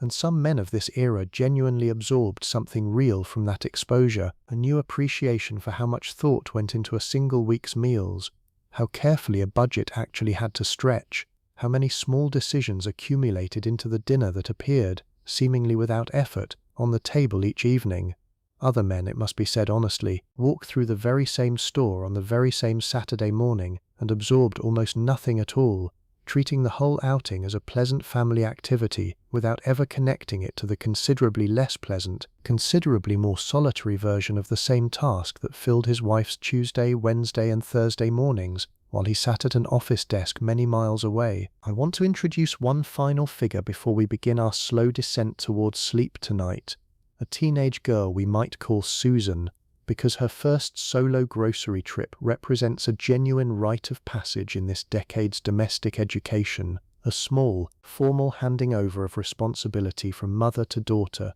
that carried real weight in a household's internal culture. Susan's mother sends her, perhaps for the first time entirely alone, with a short list and a specific limited amount of cash, a kind of practical examination disguised as an ordinary errand, testing whether her daughter can manage the store on her own, make correct change, select reasonable substitutes if an item is out of stock, and return home with everything on the list and the right amount of money left over, all without direct supervision for the very first time. Susan feels the weight of this more than her mother probably realizes, standing at the meat counter working up the nerve to ask the butcher for exactly what she needs in a voice that sounds, to her own ears, considerably less confident than she would like, aware, in the particular self-conscious way that only a teenager can be aware, that every adult in this store is a potential witness to whether she manages this correctly. She does manage it, more or less, coming home with a small miscalculation on the total that her mother corrects gently rather than critically,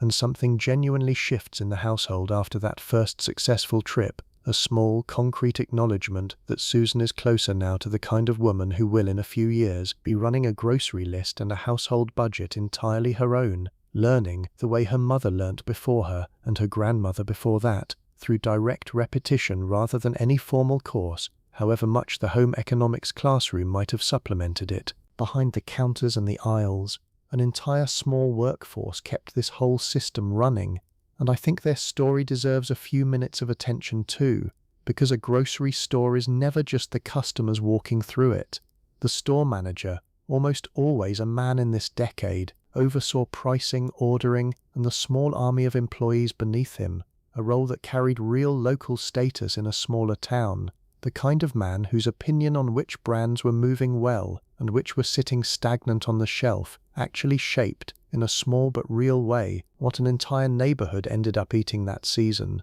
Stock boys, usually teenagers or young men in their late teens and early 20s, worked the early morning or late evening shifts, restocking shelves from the back room, a physical, repetitive job that involved hauling heavy wooden crates and cardboard cases, breaking them down, and facing every can and box forward with its label perfectly visible, a small aesthetic standard that mattered enough to the store's overall presentation that a careless stock boy who left labels turned sideways or backward would hear about it from the manager before his shift ended. Cashiers, predominantly young women in this decade, occupied a genuinely demanding position that required real mental stamina, standing for entire shifts, operating a heavy mechanical register by hand, calculating totals with real speed and accuracy under the quiet pressure of a line of customers waiting behind whoever she was currently ringing up. Many of these young women were using this job as a bridge, earning money before marriage, saving toward a hope chest of household linens and small domestic goods that a bride of this era was expected to have accumulated before her wedding, and the grocery store, for a meaningful number of them, functioned as a kind of temporary way station between their own mother's household and the household they would eventually run themselves, absorbing, almost by osmosis, an enormous amount of practical knowledge about pricing, product quality, and customer behavior simply by standing at that register day after day. The store closes most evenings of this decade, considerably earlier than the shopping hours you might be used to now, often by 6 or 7 in the evening on weekdays, sometimes later on a designated late night once or twice a week, and closed entirely, in a great many towns, on Sundays, a genuine day of rest enforced as much by local custom and in some places actual law as by any individual store's preference. I find something quietly beautiful in that closed door, honestly, a whole bright, humming, brightly lit world of commerce simply going dark and silent for a full day every single week, no exceptions made for a forgotten ingredient or a sudden craving, a rhythm of rest built directly into the structure of daily life in a way that feels almost foreign from where we sit now, so used to the idea that something, somewhere, is always open if we truly need it. Late at night, long after Dorothy's Tuesday trip, and long after the store itself has gone dark, the building sits quiet, shelves fully stocked from the day's deliveries, waiting for tomorrow's version of the very same ritual to begin again with the first shopper through the door in the morning. There is something almost peaceful in picturing it this way, empty aisles under dimmed lights, cans and boxes sitting in their careful rows, the whole elaborate machinery of a week's worth of American households' meals, resting quietly until the sun comes up and the doors unlock again. I mentioned earlier that Dorothy shops on a Tuesday, and I want to circle back to that choice now, because it was not arbitrary, and understanding why reveals something genuinely interesting about how tightly organized the whole rhythm of a housewife's week actually was during this decade. An old rhyme, inherited from generations before this one, and still very much alive in household practice throughout the 1950s, assigned a specific task to each day of the week: wash on Monday, iron on Tuesday, mend on Wednesday, and so on through the week toward baking on Saturday and rest on Sunday. Monday, dedicated entirely to the enormous physical labor of doing the household's laundry by hand or with an early, often finicky washing machine, left almost no time or energy for anything else, which meant Tuesday, freed from that particular burden, became a natural, widely shared day for grocery shopping across countless households who had never once discussed the schedule with each other and yet arrived at more or less the same weekly rhythm simply by following the same inherited pattern. This matters because it explains something about the social density of that Tuesday morning grocery store we spent so much time in earlier. If a meaningful share of the neighborhood's women were all shopping on the very same day, following the very same inherited weekly rhythm, then the store on a Tuesday morning was not simply busy by coincidence. It was busy because an entire community's domestic calendar, largely unspoken and never formally coordinated, had synchronized itself around the same centuries-old rhyme, and Dorothy's encounters with neighbors and acquaintances in that produce aisle were in a real sense guaranteed by the very structure of the week itself. Let me offer a few more of the era's genuine oddities before we settle in for the rest of tonight, because I think they round out the picture in a way that pure facts about budgets and brands cannot quite manage on their own. The party line telephone, shared by several households on the same street or the same rural route, meant that a phone conversation was rarely entirely private, and a woman calling a friend to compare notes on a recipe or complain gently about a difficult grocery trip that morning was, quite often, also unintentionally broadcasting that conversation to whichever neighbor happened to pick up her own receiver at the same moment. a detail that shaped what women actually said out loud versus what they kept for face-to-face conversation only, the checkout line and the produce aisle becoming, in some genuine sense, safer spaces for real talk than the telephone itself. The white glove test deserves a mention too, a genuine practice in which a mother-in-law, or occasionally a woman's own mother on a surprise visit, might run a gloved finger along the top of a door frame or a windowsill to check for dust, a literal, physical inspection of housekeeping standards that sounds almost comic from this distance, but was taken with complete seriousness by the women subjected to it. Another small pressure feeding directly back into everything we have discussed about competence, performance, and the constant, low-grade anxiety of being silently evaluated by the other women in one's life. Canasta and bridge club gatherings, regular card game afternoons hosted on a rotating basis among a group of neighborhood women, connected directly back to the grocery store too, because hosting your turn meant a small but real shopping list of its own. Coffee, a light dessert, perhaps a plate of simple sandwiches cut into decorative triangles, and a woman's reputation within her card club, much like her reputation at a church potluck, rested partly on the quality and presentation of what she served during her hosting turn. One more small, recurring occasion layered on top of an already constant cycle of provisioning, planning, and quiet social evaluation running underneath the surface of an ordinary week. There is one particular canned product that deserves its own real attention before we move on. A condensed cream soup that became, over the course of this decade, something close to a foundational ingredient in an entire category of American cooking, the casserole, or as many households of this era called it, the hot dish. A single can of this condensed soup, mixed with almost no additional liquid needed, could bind together nearly any combination of leftover meat, canned vegetables, and a starch, noodles or rice, into a single baked dish that fed a family generously, reheated well for leftovers the following night, and required a genuinely small amount of active cooking skill compared to a dish built from scratch. Dorothy keeps at least 4 or 5 cans of this soup in her pantry at all times, not for any single planned recipe, but as a kind of standing insurance policy against a night when she simply does not have the time or the energy to plan something more elaborate, and she is far from alone in that habit.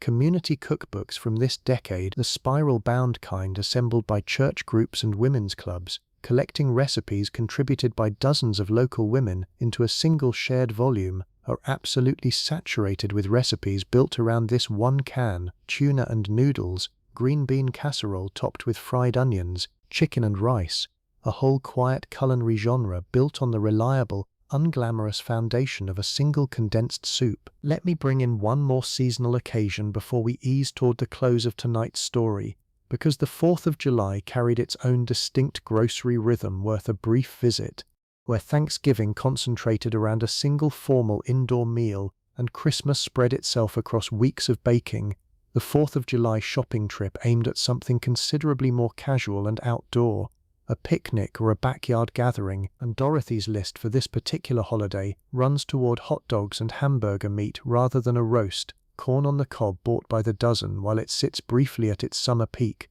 a watermelon selected with the same careful half-inherited instinct she applies to lettuce, a gentle thump against the rind, a particular hollow sound she has learned, without ever being able to fully explain the physics of it, means the fruit inside is ripe and ready. Potato salad and a simple sweet baked bean dish round out the meal, both of them the kind of dish that could sit safely at room temperature for the several hours of an outdoor gathering without any real worry, a practical consideration that shaped an enormous amount of American picnic and potluck cooking throughout this entire era, whether or not the woman preparing the dish ever consciously thought of it in those exact terms. Easter carries its own small, specific grocery moment too, a ham typically standing in for the turkey of Thanksgiving, and alongside it, in the days leading up to the holiday, a noticeable uptick in egg purchases at the grocery store, not only for the traditional Easter breakfast, but for the dyeing and hiding of eggs that filled a Saturday afternoon in households with young children,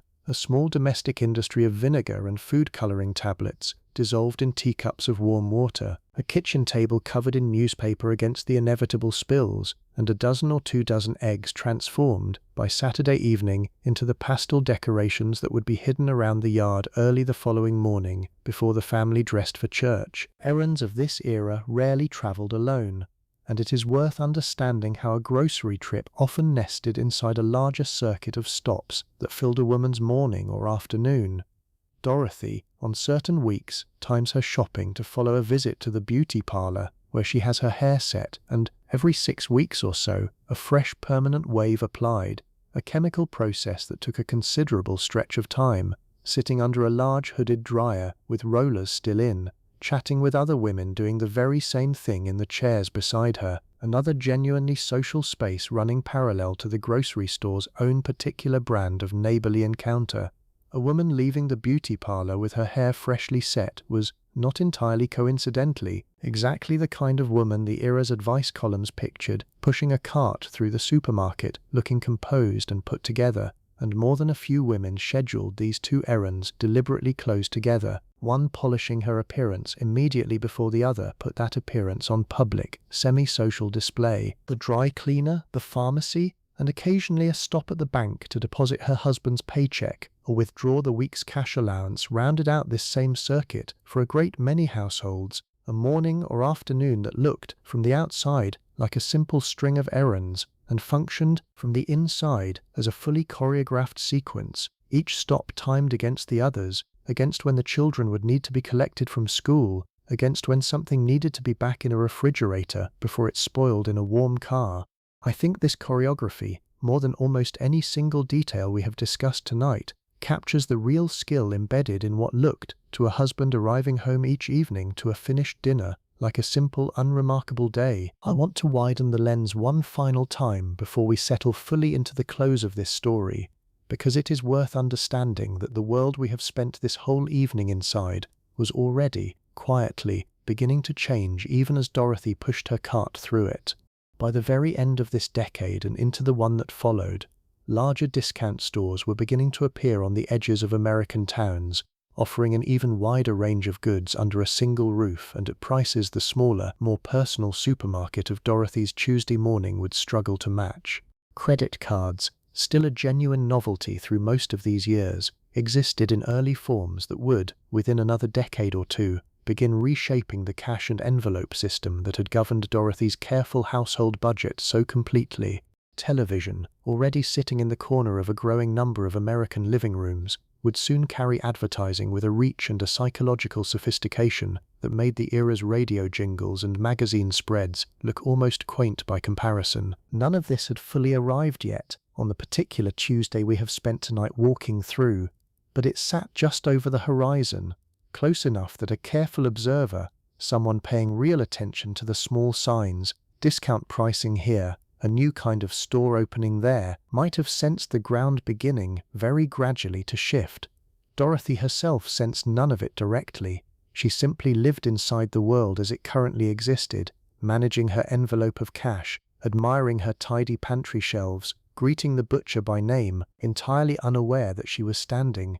in a sense she would never have had reason to articulate, at the exact midpoint of a much longer story about how an entire nation would come to buy its food, a story that had already travelled a tremendous distance from the counter-service grocer of her own mother's childhood, and still had a tremendous distance left to travel before it would arrive at anything a person from a much later decade would fully recognize. Let me take you to one more household before the night settles in fully, a farm family several hours outside the nearest sizable town, because their relationship with the grocery store operated on a rhythm so different from Dorothy's weekly trip that it barely resembles the same errand at all. A farm wife we might call Eleanor makes the trip into town not weekly but monthly, sometimes even less often depending on the season and the state of the roads. And when she goes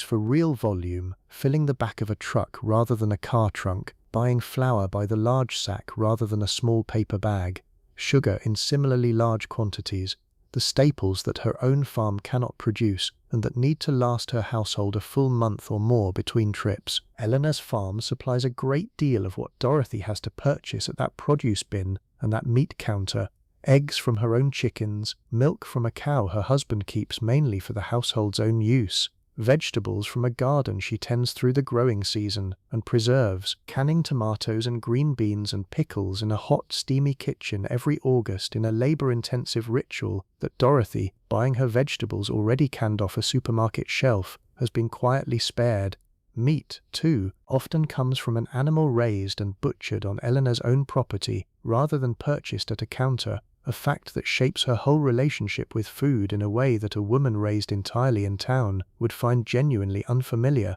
a far more direct, unmediated connection between the living animal and the meal eventually served from it. The monthly trip into town, when it happens, carries real weight and real anticipation, not only for the groceries themselves, but for the wider social contact it represents, a chance to see a friend she has not spoken with in weeks, to catch up on news from a world that feels, from the isolation of the farm, considerably farther away than it does for a suburban woman like Dorothy, who encounters her whole social circle casually within a 5-minute drive. Eleanor's grocery list, when she finally writes it out at her own kitchen table the night before the trip, reads longer and more deliberate than Dorothy's weekly version, every item considered carefully against the question of whether it will still be needed and still be good a full month from now. Coffee and sugar and flour surviving that stretch easily, anything perishable requiring a much more careful calculation about whether it is worth the trip's limited refrigerated capacity at all. One more household, a Jewish family in a mid-sized city, adds yet another layer to this picture worth understanding, because their grocery shopping followed rules that had nothing to do with budget or convenience, and everything to do with religious practice maintained carefully across generations. Keeping a kosher household meant a particular butcher, one certified and trusted specifically for preparing meat according to religious law, mattered enormously, often requiring a woman to travel somewhat farther, past the closer, more convenient supermarket, to reach a shop she knew and trusted completely. Dairy and meat, kept strictly separate in a kosher kitchen, right down to separate sets of dishes and cookware, meant her grocery list itself was organized along lines Dorothy's never needed to consider, and a product Dorothy might grab without a second thought. A can of soup, a package of crackers, required this woman to check the label carefully for a small certification mark, a tiny symbol printed discreetly on the packaging that told her, at a glance, whether the product met the standards her household observed. This kind of careful, practiced label reading, second nature to her after years of habit, represents one more entirely invisible layer of expertise running quietly underneath the same bright aisles that Dorothy walked through so easily that Tuesday morning, one more reminder that the same store could hold, within its walls, genuinely different worlds depending on who was doing the shopping and why. Let me return, for a moment, to the reality we touched on earlier, and give it the fuller, more human treatment it deserves, rather than leaving it as a single passing observation. Consider a woman we might call Willa, living in a mid-sized southern town this same decade, married with 2 children, managing her household with exactly the same care, the same private arithmetic, the same tired competence that Dorothy brings to her own Tuesday morning. Willa's grocery trip begins the same way, a list written the night before, a dress chosen carefully, and it proceeds for a while along a recognizably similar path: produce first, then the shelves of canned goods, prices compared, a budget held firmly in mind. But the store Willa walks into organizes itself around rules Dorothy never has to think about at all. In some towns, Willa enters through a separate door. At the meat counter, she may find herself waiting well past her turn while a white customer who arrived after her is served first, an indignity delivered so routinely, so embedded in the ordinary functioning of the store, that open protest was rarely possible, and the insult had to be absorbed silently, again and again, week after week, simply to get the family fed. Credit, that informal system of trust extended by a corner grocer that we discussed earlier, was frequently withheld from black families, even when a white family with a comparable income and a comparable payment history received it without question, which meant Willa's household often carried less flexibility, less margin for a difficult week, than a family like Dorothy's living just a few streets away. And yet Willa's competence, her care, her private skill at stretching a dollar and reading a cut of meat and organizing a pantry was every bit the equal of Dorothy's, built and sustained under conditions that demanded more resilience for the very same outcome. Black communities across the country, in response to exactly this kind of treatment, built and sustained their own parallel networks of black-owned grocers and markets wherever the local economy could support them, businesses that offered not only fair treatment, but a genuine measure of dignity that the larger, whites-owned supermarkets frequently failed to extend, and a woman like Willa, when such a store existed within reach, often chose it deliberately, sometimes traveling farther or paying slightly more, because the respect she received inside its doors was worth real, tangible cost to her. There is a particular kind of strength in that choice, a community building its own infrastructure of dignity in direct response to a larger system's failure to provide it, and I think it deserves to be named clearly and with real respect, rather than folded quietly into a single line and left behind. The civil rights movement, still gathering its full public momentum through these very years, touched grocery shopping too, in ways that would become impossible to ignore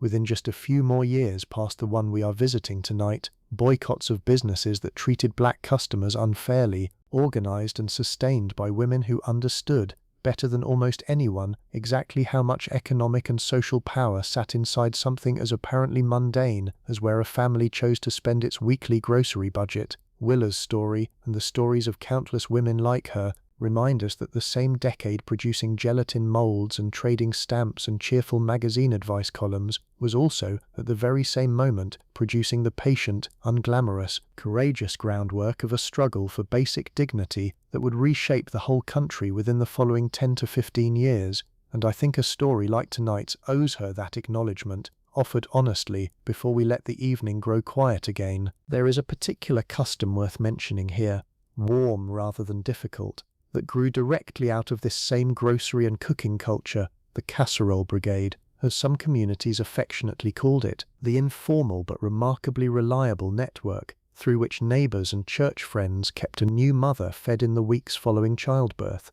A woman coming home from the hospital with a newborn, still exhausted, still recovering, would find, almost without fail, a steady rotation of covered dishes arriving at her door over the following 2 or 3 weeks, each one brought by a different neighbor, each one carrying an unspoken understanding that this household's usual rhythm of shopping and cooking had been interrupted by something far more important, and that the whole community's job, for a little while, was simply to keep the kitchen running without being asked. This same network activated for illness, for a death in the family, for any real disruption to a household's normal functioning, and I think it deserves real credit as one of the more genuinely beautiful structures to emerge from this whole world of careful domestic management we have spent tonight exploring. The very same skills that let a woman stretch a grocery budget and organize a pantry with military precision also let her, on short notice, assemble a full casserole from what she already had on hand and deliver it, still warm, to a friend who needed exactly that kind of help, far more than she needed advice or sympathy alone. Competence, in this light, becomes something closer to generosity, a private household skill turned outward, deployed in service of a whole community's well-being, rather than only one family's dinner table. Let me take a slower pass now through the sensory world of that grocery store itself, because I do not think we have fully done it justice yet, and this feels like the right moment to sit inside it more completely before we let the evening close around us. There is a particular sound a grocery cart's wheels make against worn linoleum, a soft rattle that rises and falls as it rolls, occasionally catching on a seam between floor tiles with a small familiar bump. There is the sound of the meat counter's slicing machine somewhere behind the glass case, a low, steady whir interrupted by the butcher's careful, practiced motions. There is the particular cool that rolls off the open dairy case as you walk past it, a physical wall of chilled air brushing against bare arms in the middle of a warm afternoon. There is the smell of fresh bread from the small in-store bakery section that some of the larger stores had begun adding by this point in the decade, warm and yeasty, cutting cleanly through the more neutral, slightly metallic smell of the canned goods aisle beside it. There is the particular hush that settles over the whole store in its quieter, less crowded hours, mid-morning on a weekday, footsteps and the occasional squeak of a cartwheel the only real sound against a backdrop of soft, unobtrusive music drifting down from speakers near the ceiling. I mention all of this now, gathered together in one place, because I think a full sensory portrait given room to breathe rather than scattered thinly across an entire evening's narration, helps the whole world settle more completely into your own imagination, the kind of grounding detail that makes a place feel genuinely inhabited rather than simply described. Spring, when it finally arrives after the long stretch of winter we visited earlier, brings its own particular grocery rhythm too, tied closely to a broader ritual of renewal that swept through American households this time of year. Spring cleaning, an intensive, top-to-bottom scouring of the entire house that had been building anticipation for weeks, often coincided with a similarly thorough review of the pantry itself. Cans checked for dents or bulging lids that might signal spoilage, older items finally used up in a deliberate effort to clear space before the new season's shopping habits took hold. Lighter meals replacing the heavier, starch-dense cooking that had carried the household through the cold months. Dorothy's grocery list in April looks different from her list in January in ways that go beyond simple produce availability, shifting toward salads, toward lighter proteins, toward the kind of food that felt, to a woman emerging from a long winter, appropriately matched to longer days and warmer air. Mother's Day, arriving in the middle of this same season, produced its own small, specific grocery moment, worth a brief mention, a holiday where for once, Dorothy herself might be the one served rather than the one doing the serving, her husband and children attempting, with varying degrees of success, to manage a simple breakfast or a restaurant outing without her usual guiding hand, and the local florist and the grocery store's own small flower section both did brisk business in the days beforehand as husbands across town, some more thoughtfully prepared than others, bought a bouquet on their way home from work. I want to widen the lens one more time before we finally let this whole world go quiet for the night, back across the generations, because I think it clarifies something important about what we have actually been telling tonight. Dorothy's own mother, shopping in this very same town 3 decades earlier, knew a counter clerk rather than a self-service aisle, carried her purchases home without the benefit of a refrigerator waiting to receive them, canned her own vegetables every August because a grocery store shelf full of that same product, ready-made, simply did not yet exist in any meaningful way. Dorothy's daughter, not so many years from now, though neither Dorothy nor anyone else in this story could have named the details in advance, would grow up inside supermarkets considerably larger and more thoroughly self-service than the one Dorothy walked through this morning, would carry groceries home in a car her own mother never learnt to drive with any real confidence, and would eventually watch within her own lifetime the whole system reorganize itself again around technologies, a scanned barcode, a plastic card instead of cash, that would have seemed like something out of a strange dream to a woman standing in a 1950s produce aisle in cotton gloves,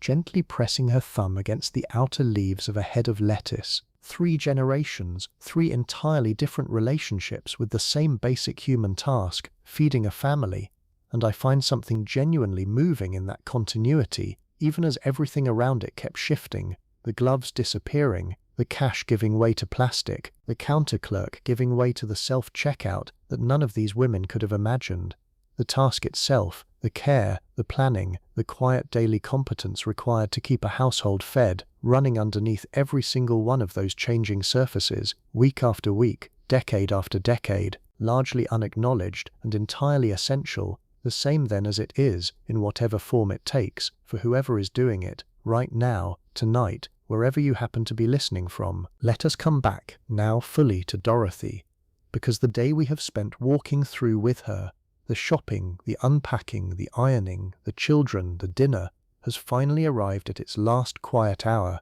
and I want to sit with her there for a while before we let the whole evening go dark. The kitchen is clean, the list for tomorrow sits folded on the counter, coffee underlined twice as a reminder to herself. Her husband is in the living room with the newspaper, the radio playing something low and unhurried in the background, and the children have been put to bed after the particular familiar choreography of baths and stories, and one last glass of water requested, as always, several minutes after the lights first went out. Dorothy's own bedtime routine, when she finally allows herself to begin it, unfolds with a quiet, private economy entirely her own, learned and refined over years of exactly these same motions repeated in exactly this same order. Cold cream first, worked gently into her face and throat with her fingertips, removed a few minutes later with a soft cloth, leaving her skin faintly cool and slightly tight in the pleasant way that told her, without needing to check a mirror, that the day's dust and the last traces of her lipstick were finally gone.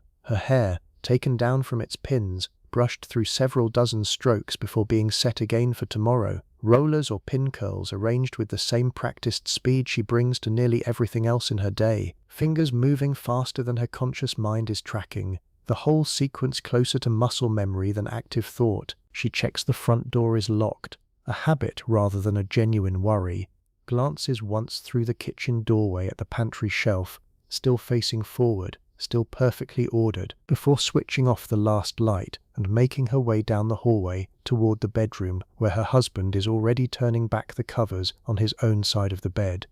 There is no grand ceremony to any of this. It is simply the closing sequence of an ordinary day, performed with the same quiet competence she brought to every single hour that came before it. And I think that quality, the sheer steadiness of it, the reliability of a woman doing the same careful things in the same careful order night after night, deserves to be recognized as its own kind of remarkable, even though nobody in 1950-something would have thought to call it that out loud. And she is not alone in this hour, not really, even though her own house is quiet and her own street is dark. Across town, Ruth is climbing the stairs to her fourth-floor apartment after locking up the small shop where she has spent the evening helping her husband close out the register. Margaret is checking, one more time before bed, the handwritten list taped inside the lid of her deep freeze, satisfied that everything is accounted for. Agnes is reading a few pages of a library book in the quiet of her own small kitchen, a single cup of tea going lukewarm beside her,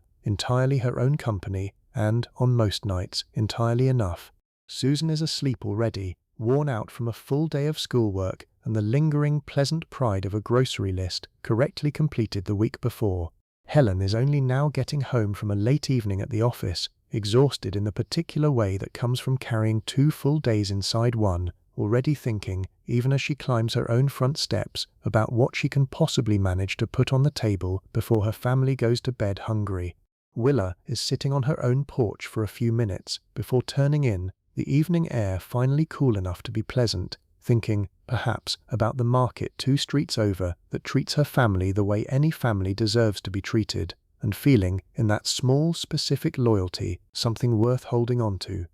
Eleanor is lying awake a little longer than usual out on the farm, listening to the particular deep quiet of the countryside at night, already running through, in her mind, everything the next month's trip into town will need to include, all of them in their own kitchens, on their own particular streets, carrying their own particular versions of the very same task we have spent this whole evening exploring together, are in this exact hour finally allowed to stop. Before we let this particular night close all the way down, I want to tell you about one small object that sits at the very end of nearly every checkout line in nearly every store of this decade, because it represents, in miniature, almost everything we have discussed tonight about the careful, considered psychology built into this whole world. Right at the register, at exactly the height a small child's eye would land while sitting in the front of a shopping cart, stores had begun placing a low rack of gum and candy, positioned deliberately in the one stretch of the entire trip where a tired parent's guard was most likely to be down, the shopping itself essentially finished, the waiting in line offering nothing else to occupy a restless child's attention. Dorothy has been caught by this small trap more times than she would like to admit, a pack of gum added to her purchase at the very last moment, not because it was on her list, not because she particularly wanted to spend the extra few cents, but because the alternative, a scene in a public checkout line with half a dozen other customers watching, cost more in composure than the gum cost in cash. I find this particular detail worth dwelling on because it is such a small, almost silly example, and yet it captures something genuinely large about the whole texture of this decade's consumer world, an entire sophisticated architecture of persuasion built quietly around the ordinary, unremarkable act of buying dinner, most of it invisible to the people moving through it, felt only as a series of small, cumulative moments where the day's careful budget bent, just slightly, under a pressure that had been engineered, with real professional skill, to feel like nothing more than an ordinary parent's ordinary weakness. There is a broader cultural message running underneath nearly everything we have walked through tonight that deserves naming plainly before we finally let the evening rest. The husband of this era was framed, constantly and consistently across every magazine and advertisement and etiquette column of the period, as the good provider, a phrase carrying real moral weight, his worth measured substantially by his ability to earn enough to keep his household comfortable. The wife, in the very same cultural framework, was framed as the good manager, her worth measured by how skillfully she could take whatever her husband provided and turn it into a well-run, well-fed, well-presented home. Neither role was actually simpler than the other, whatever the surface language of the era might have implied, but only one of them came with a paycheck, a title, and any real public acknowledgement of its difficulty, and I think that asymmetry sits at the very center of everything we have spent this evening exploring. The gloves, the envelopes, the careful arithmetic, the pantry organized just so, all of it real, demanding, skilled labor, performed almost entirely without the language or the recognition that would have let anyone, including the woman doing it, call it what it actually was. Let me give you one more concrete scene before we settle fully into rest, because I think it deserves to be seen rather than simply described in passing the way we did earlier. Dorothy, on a Saturday some months back, finally filled her third book of trading stamps, and she and her husband drove together to the redemption store across town, a dedicated building entirely separate from any grocery store, its shelves lined not with food but with the actual physical rewards of months of careful, patient collection. Toasters and mixing bowls and table lamps, and, on the higher shelves, requiring considerably more books than Dorothy had managed to fill, small appliances and even furniture. She had been turning the choice over in her mind for weeks, torn between a new set of kitchen towels she genuinely needed and a decorative clock for the living room mantel that she wanted for no practical reason at all, beyond the simple pleasure of choosing something purely because she liked the look of it. She chose the clock. I think that detail matters more than it might first appear to, because so much of what we have spent this evening exploring involved careful, dutiful, other-directed decision-making, groceries chosen for her family's needs, a budget managed for her household's stability, an appearance maintained for a community's approval. The trading stamp books, filled slowly and patiently across months of entirely ordinary shopping, represented one of the very few places in her whole domestic world where the reward in the end could simply be for her, chosen on nothing more than her own private taste, and she carried that clock home, wrapped carefully in brown paper on her lap, the whole drive back, checking on it every few minutes the way you might check on something considerably more fragile and considerably more precious than a clock has any real right to be. The night is settling in fully now, and I want to slow all the way down with you, the way we always do at this point in the evening, and simply sit for a while inside the quiet textures of this whole world before we let it go. Somewhere on Dorothy's street, a porch light clicks off. A dog settles onto a cool patch of linoleum just inside a screen door, sighing the particular full-body sigh that only a dog at the very end of a long day seems able to produce. The refrigerator hums steadily in the kitchen, the same low, reliable sound it has made every night since it was installed, a sound so constant that the household has long since stopped hearing it at all, except in moments exactly like this one, late enough, quiet enough, that the ordinary machinery of a house becomes briefly the loudest thing in the room. It sits in darkness now, that pantry, its careful rows of canned goods invisible but still, somehow, present in the mind the way a well-ordered room stays present even with the lights off. A quiet, private satisfaction that does not need to be seen to be felt.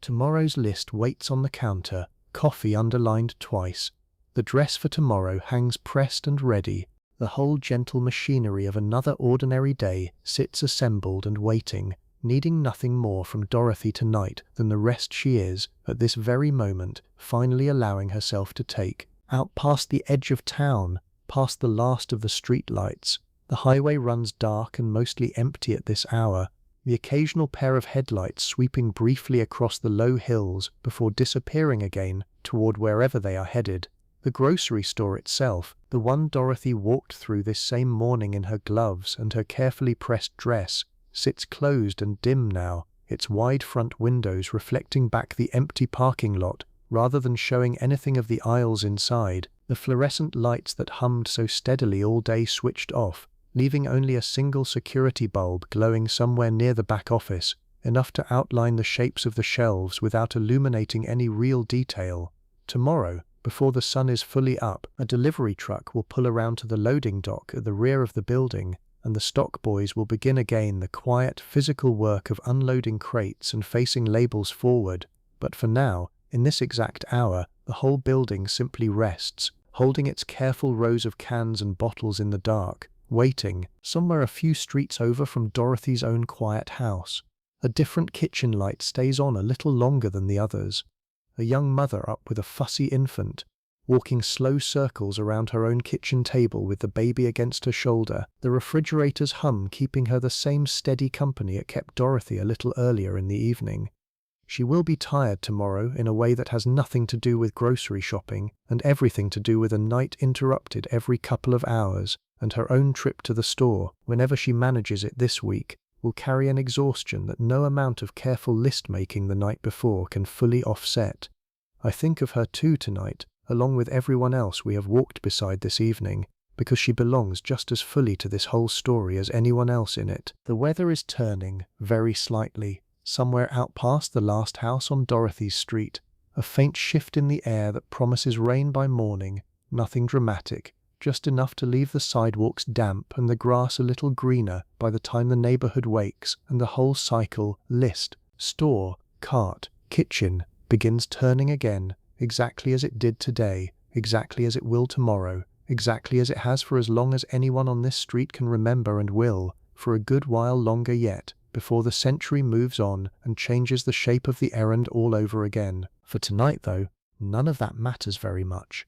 Dorothy is asleep. Her husband is asleep beside her. The children are asleep down the hall, and the whole quiet machinery of that household, the pantry, the ironed dresses, the folded list on the counter, sits ready and waiting, needing absolutely nothing else from anyone until the morning finds its own way to arrive. Let me pull back once more before we let this whole evening finally close and follow the story a little further than the store itself, because I think it matters to understand where all of this abundance actually came from before it ever reached Dorothy's cart. Behind every shelf of canned vegetables and every case of frozen dinners sat a whole industrial world of food processing plants, and a great many of the women working inside those plants were, themselves, wives and mothers not so different from Dorothy, except that their relationship to food production was direct and physical rather than domestic and managerial. A canning plant during peak harvest season ran at a genuinely relentless pace, women standing for entire shifts along a moving line, sorting, trimming, and packing vegetables into cans that would travel, weeks or months later, to a shelf in a store very much like the one we spent this morning walking through together. This work was hard in ways that rarely made it into the cheerful advertising printed on the very cans these women filled. Long hours, repetitive physical strain, and wages that sat considerably below what a man doing comparable factory work down the same production line would typically earn, a disparity accepted by the culture of the era with a kind of unexamined ease that mirrored, in its own way, the unpaid domestic labor happening simultaneously in kitchens across the country. There is a strange, quiet symmetry running through this whole system when you look at it from a slight distance. A woman on a factory line filling a can that a woman in a supermarket would later select, both of them working, in their very different settings, to feed families that were, more often than either of them probably realized, remarkably similar to their own. I think about the particular brand of white sandwich bread that filled Dorothy's cart most weeks too, because its story tells you something interesting about how thoroughly industrialized food had become by this decade, even in its most ordinary, unremarkable forms. This particular bread, pre-sliced and wrapped, had actually been marketed decades earlier under a slogan built around a child's simple wonder at the world, and by this decade it had become so completely standard, so thoroughly the default version of bread in an American kitchen, that a whole generation of children genuinely struggled to picture bread any other way. Soft, uniform, pre-sliced, arriving already prepared for the sandwich it was destined to become, rather than requiring any cutting or shaping at the moment of use. A loaf of bread from a genuine local bakery, the kind Ruth bought in her city neighborhood, had come to feel, by contrast, almost like a specialty item to households that had grown entirely accustomed to the industrial version, a small but real inversion of what convenience and tradition even meant within the space of a single generation. Radio, still very much a fixture in American homes even as television spread rapidly through this same decade, kept a great many women company through exactly this kind of repetitive, unglamorous domestic labor: ironing again, folding laundry, and a particular genre of daytime serial drama, broadcast in the middle of the day specifically to reach women working alone at home, had become so thoroughly associated with the soap companies that sponsored it, that the whole genre picked up a nickname directly from the products advertised during its commercial breaks, a small linguistic fossil that has outlived nearly everything else about the original arrangement, still recognizable today by anyone who has ever used the phrase without necessarily knowing exactly where it came from. Dorothy listens to one of these programs most afternoons while she irons, the voices of characters whose small dramatic troubles have become, over months of daily listening, almost as familiar to her as the actual people living on her own street, a quiet companionship that filled the emptier hours of an otherwise solitary domestic day. There is one more, older form of grocery shopping worth mentioning before we let this whole world rest for the night, because it persisted, in a smaller and steadily shrinking way, alongside everything else we have discussed: the telephone order. A number of smaller, independent grocers throughout this decade still accepted a woman's order called in directly over the telephone, her voice reading off a list to a clerk on the other end who wrote it all down and assembled the order himself, boxed and ready, for a delivery boy to carry out on a bicycle fitted with a large front basket, pedaling it directly to her front door within the hour. This service cost a little more than shopping in person typically did, a small premium for the convenience, and it tended to be used less for the full weekly shop and more for the specific, urgent gap, a forgotten ingredient discovered halfway through preparing a dish already underway, a sudden need for milk when a husband had the car and a woman had no other way to reach the store herself that particular afternoon. Dorothy uses this service perhaps once or twice a month, usually in exactly this kind of small emergency,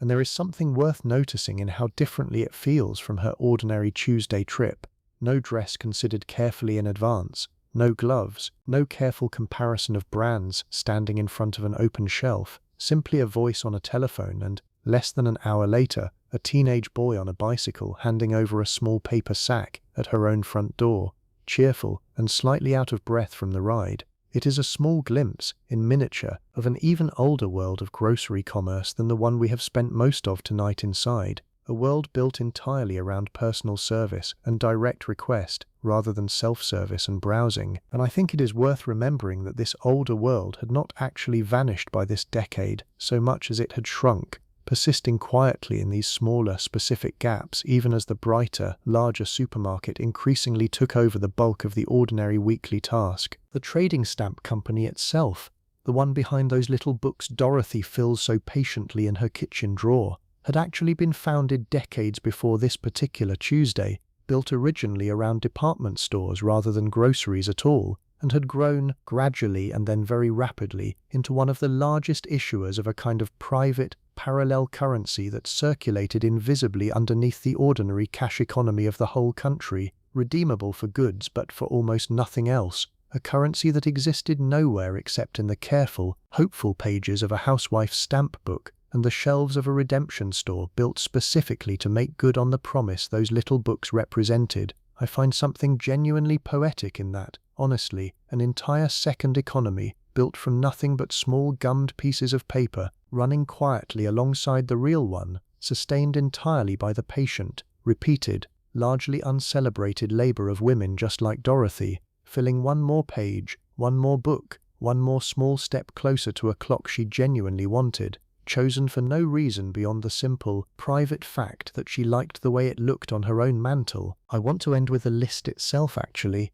because I think it is the single object that ties everything we have discussed tonight together most completely. More than the gloves, more than the trading stamps, more even than the pantry shelves arranged with such quiet care. A grocery list, written by hand at a kitchen table the night before, in pencil or in ink, on the back of an envelope or in a small dedicated notepad kept specifically for this purpose, represents something genuinely remarkable if you look at it closely enough, a complete, compressed record of an entire household's needs, translated by one person's careful attention into a short, ordered sequence of words that would, the following morning, become an entire day's worth of meals, an entire week's worth of nourishment, an entire family's continued well-being. Nobody in 1950-something would have described a grocery list in those terms. It was simply a list, ordinary, unremarkable, the kind of thing you wrote without thinking much about the writing itself, already half planning tomorrow's route through the store, even as your pencil moved across the paper.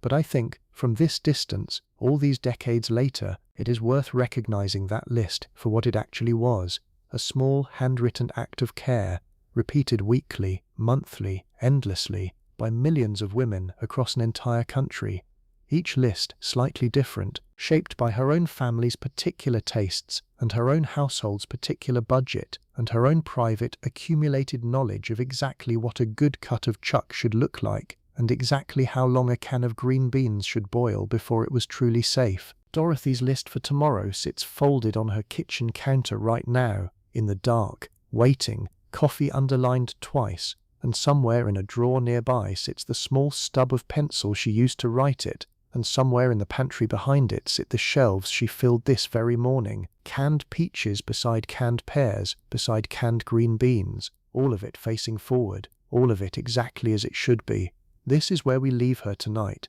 in this small, complete, quiet order she built with her own two hands across the course of one entirely ordinary Tuesday, an order that asked for no applause and received almost none, and that mattered anyway, deeply and completely, to every single person who would wake up in that house tomorrow morning to find breakfast already waiting. The rain has started, very softly now, somewhere out past the edge of the neighborhood, tapping against the leaves of the young, thin trees planted along the sidewalk a few years back when the whole street was still new. It will be gone by morning, most likely, leaving the pavement dark and shining for an hour or two before the sun dries it away entirely, and the grocery store will open its doors again at the usual hour, and another woman, perhaps very much like Dorothy, perhaps entirely different, will push a cart down that same first aisle, past the produce, toward the canned goods, toward the meat counter, carrying her own list, her own budget, her own particular version of the same quiet, careful, endlessly repeated task we have spent this whole evening walking through together. Let me hold you here just a little longer, before we finally let go completely, because there are still a few more small corners of this world worth visiting, quiet ones, the kind that do not change the shape of the story so much as deepen the room we have been sitting in together all evening. Think for a moment about the particular ritual of the recipe box itself, sitting on a shelf or a counter in nearly every kitchen we have visited tonight, a small wooden or metal container, sometimes decorated with a simple painted pattern, holding index cards accumulated over years, some printed, most handwritten, a few stained faintly at the corners from batter or grease, evidence of exactly how often a particular card had been pulled out and propped against a mixing bowl. Dorothy's own box holds cards in at least 3 different handwritings, her own, her mother's, looping and confident, and her mother-in-law's, smaller and more careful, each hand representing a different woman's kitchen, a different household's particular version of the same basic dishes, meatloaf here, a pot roast there, a spice cake reserved specifically for birthdays. There is a quiet kind of inheritance living inside that box, passed along not through any formal ceremony, but through the simple, ordinary act of one woman copying down what another woman already knew, and I think it deserves to be named as its own kind of archive, a family's culinary memory kept safe in a small metal container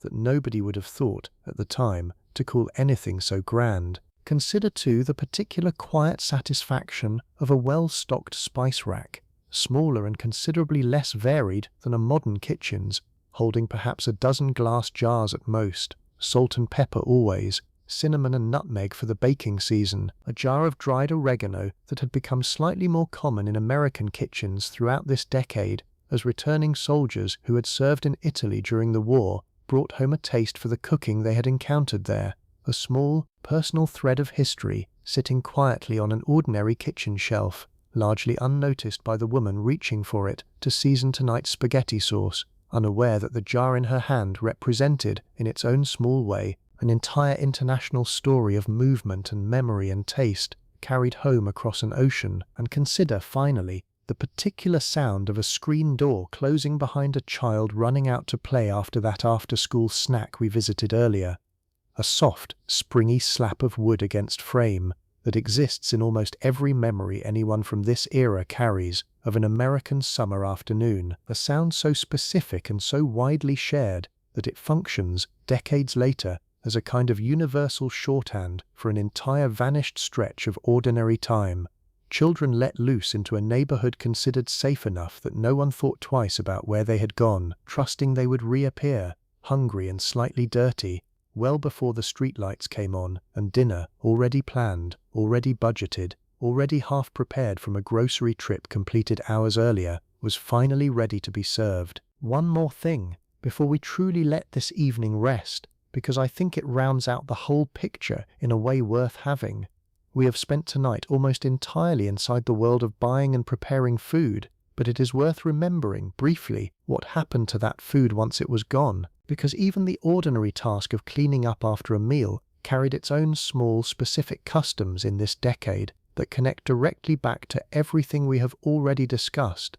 Leftovers were treated with real seriousness rather than the casual afterthought they sometimes become in a household with easier, more constant access to fresh food. A small portion of last night's roast, wrapped carefully in waxed paper or tucked into one of those airtight containers from the living room party we talked about earlier, might reappear 2 nights later as a hash, or sliced cold into a sandwich for a husband's lunch pail. Nothing wasted, nothing thrown away without real consideration first, a habit built directly out of the same rationing era memory we discussed near the beginning of tonight's story, still shaping behavior in a kitchen that, on the surface, looked entirely comfortable and entirely secure. Scraps that could not become another meal had their own destination too. In a great many households, a small covered pail kept near the back door specifically for vegetable peelings and other genuine waste, set aside not for the household's own use, but for a neighbor down the street who kept chickens, or occasionally a small home garden compost pile that a more agriculturally minded family maintained, even in the middle of an otherwise thoroughly modern suburban development. This, too, is worth naming honestly, a quiet, almost invisible economy of reuse running underneath the bright, abundant, self-service world of the supermarket we spent so much of tonight walking through. Proof that even in a decade defined, in so much of its own advertising, by convenience and abundance and the cheerful, guilt-free purchase of exactly what you wanted, an older, more careful instinct toward thrift had never actually disappeared. It had simply moved into the background, practiced quietly, without any magazine articles celebrating it, by women who had learned one way or another that nothing brought home from that grocery store, not one can, not one careful cut of meat, was ever something to be treated carelessly once it finally reached her own kitchen table. I think that instinct, more than almost anything else we have discussed tonight, the gloves, the trading stamps, the careful envelope of cash, is the truest thread running underneath this entire world. Care, attention, a refusal to let anything, however small, go to waste, applied consistently across an entire ordinary week, largely unnoticed, entirely essential, and, I think, genuinely worth remembering now, all these decades later, on a quiet night like this one, long after the last of those grocery carts has been pushed back into its row outside a store that has, itself, long since changed beyond anything Dorothy would fully recognize. Let me offer one last small collection of details before the night finally, truly closes around us. A handful of the stranger, smaller customs that never quite fit neatly into any of the larger threads we followed tonight, but that deserve a mention all the same, because I think they are the kind of thing that makes a whole vanished world feel suddenly, briefly, close enough to touch.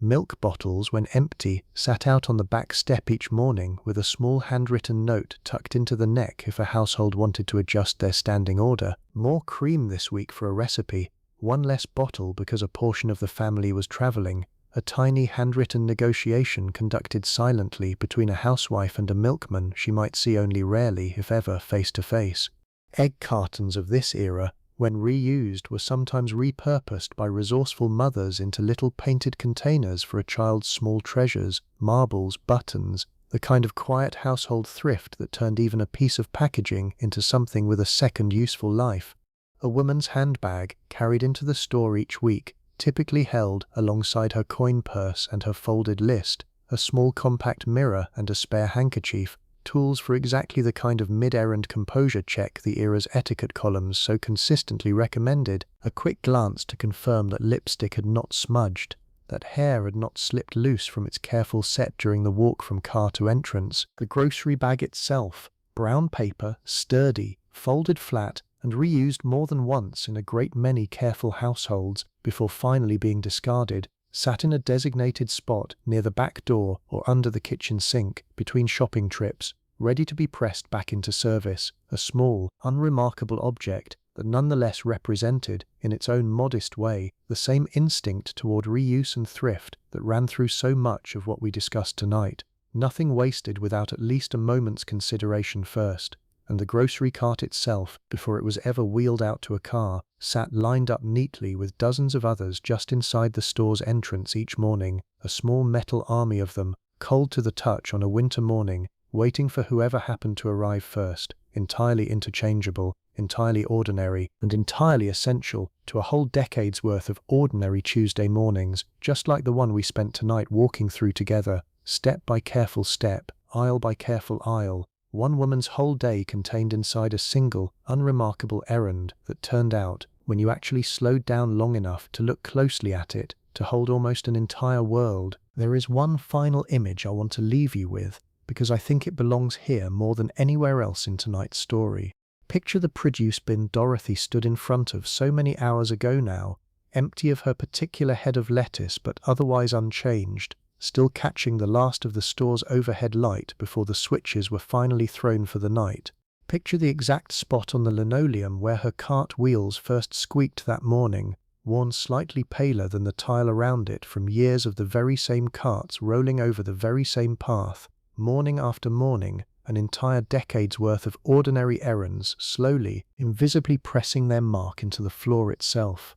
Picture the butcher's white paper, the string still curled in a loose spool above his now empty counter, waiting for tomorrow's first customer and tomorrow's first request. None of these things know they are part of a story. They simply are what they are, ordinary objects in an ordinary place, and I think that is, in the end, the whole quiet point of an evening like this one, that the ordinary, looked at closely enough and held gently enough, turns out to hold more than anyone standing inside it at the time ever had reason to notice. Dorothy will wake tomorrow to the same alarm, the same light through the same curtains, the same list waiting on the same counter, and she will begin once again the same careful, patient, largely unrecorded work of keeping a household fed and running and quietly, invisibly whole. She will not think of it as remarkable. She will simply do it, the way she did it today, the way she will do it next Tuesday, and the Tuesday after that, for as many Tuesdays as this particular decade has left to give her, before the whole shape of the errand shifts again beneath her feet,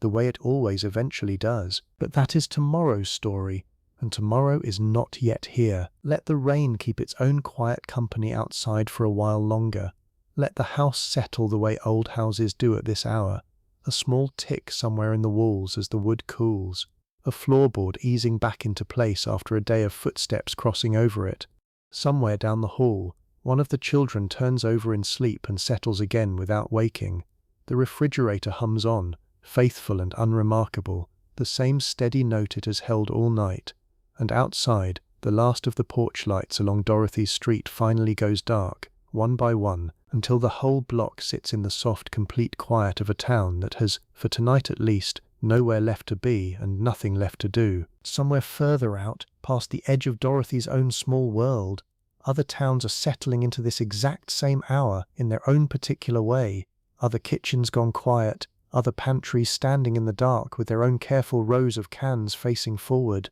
other lists folded on other counters, coffee underlined, or butter, or a reminder about the children's shoes needing replacing before the month is out. An entire country's worth of these small private households, each one running on its own version of the very same careful rhythm we spent tonight inside, settles down together, more or less, at more or less the same hour, unaware of each other, unconnected, except by the simple, enormous fact of doing, each in her own kitchen, more or less the same quiet, essential, unglamorous work. That work will still be there in the morning, waiting patiently the way it always does, needing nothing further from any of us tonight. There is a particular kindness, I think, in a world that allows even the most careful, most dutiful, most quietly capable among us a full stop like this one, a genuine pause where nothing further is asked, nothing further is owed, nothing further needs deciding, until the light comes back and the whole gentle machinery of an ordinary day begins turning again.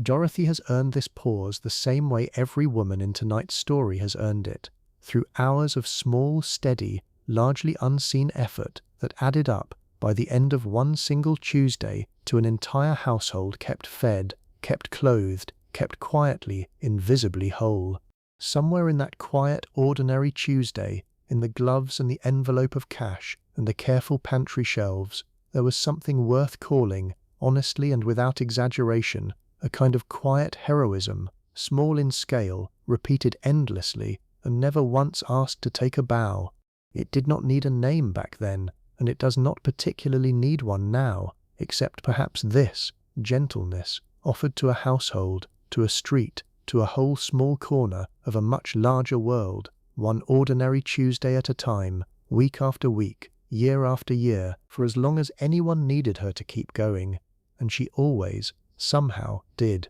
This is the whole story, really, when you strip away the gloves and the trading stamps and the gelatin molds and get down to the simple center of it. A woman, an ordinary Tuesday, a full cart, a fed family, and a quiet, steady kind of love expressed almost entirely through logistics, through arithmetic, through the careful, patient labor of simply showing up, again and again, for the people who needed her to, night after night, season after season, in a decade that rarely thought to thank her for it, and in a story tonight that I hope finally has. Rest now. You have more than earned it too. Sleep well, truly all the way down, the way Dorothy finally has, in the quiet, well-earned dark of an ordinary Tuesday night. Good night, friend. The whole small, ordinary, remarkable world we have spent these hours inside together is finally, fully at rest. Close your eyes now, if you have not already. Let the rain outside your own window, wherever you are, carry you the rest of the way down. Sleep well, friend. We have been somewhere real tonight,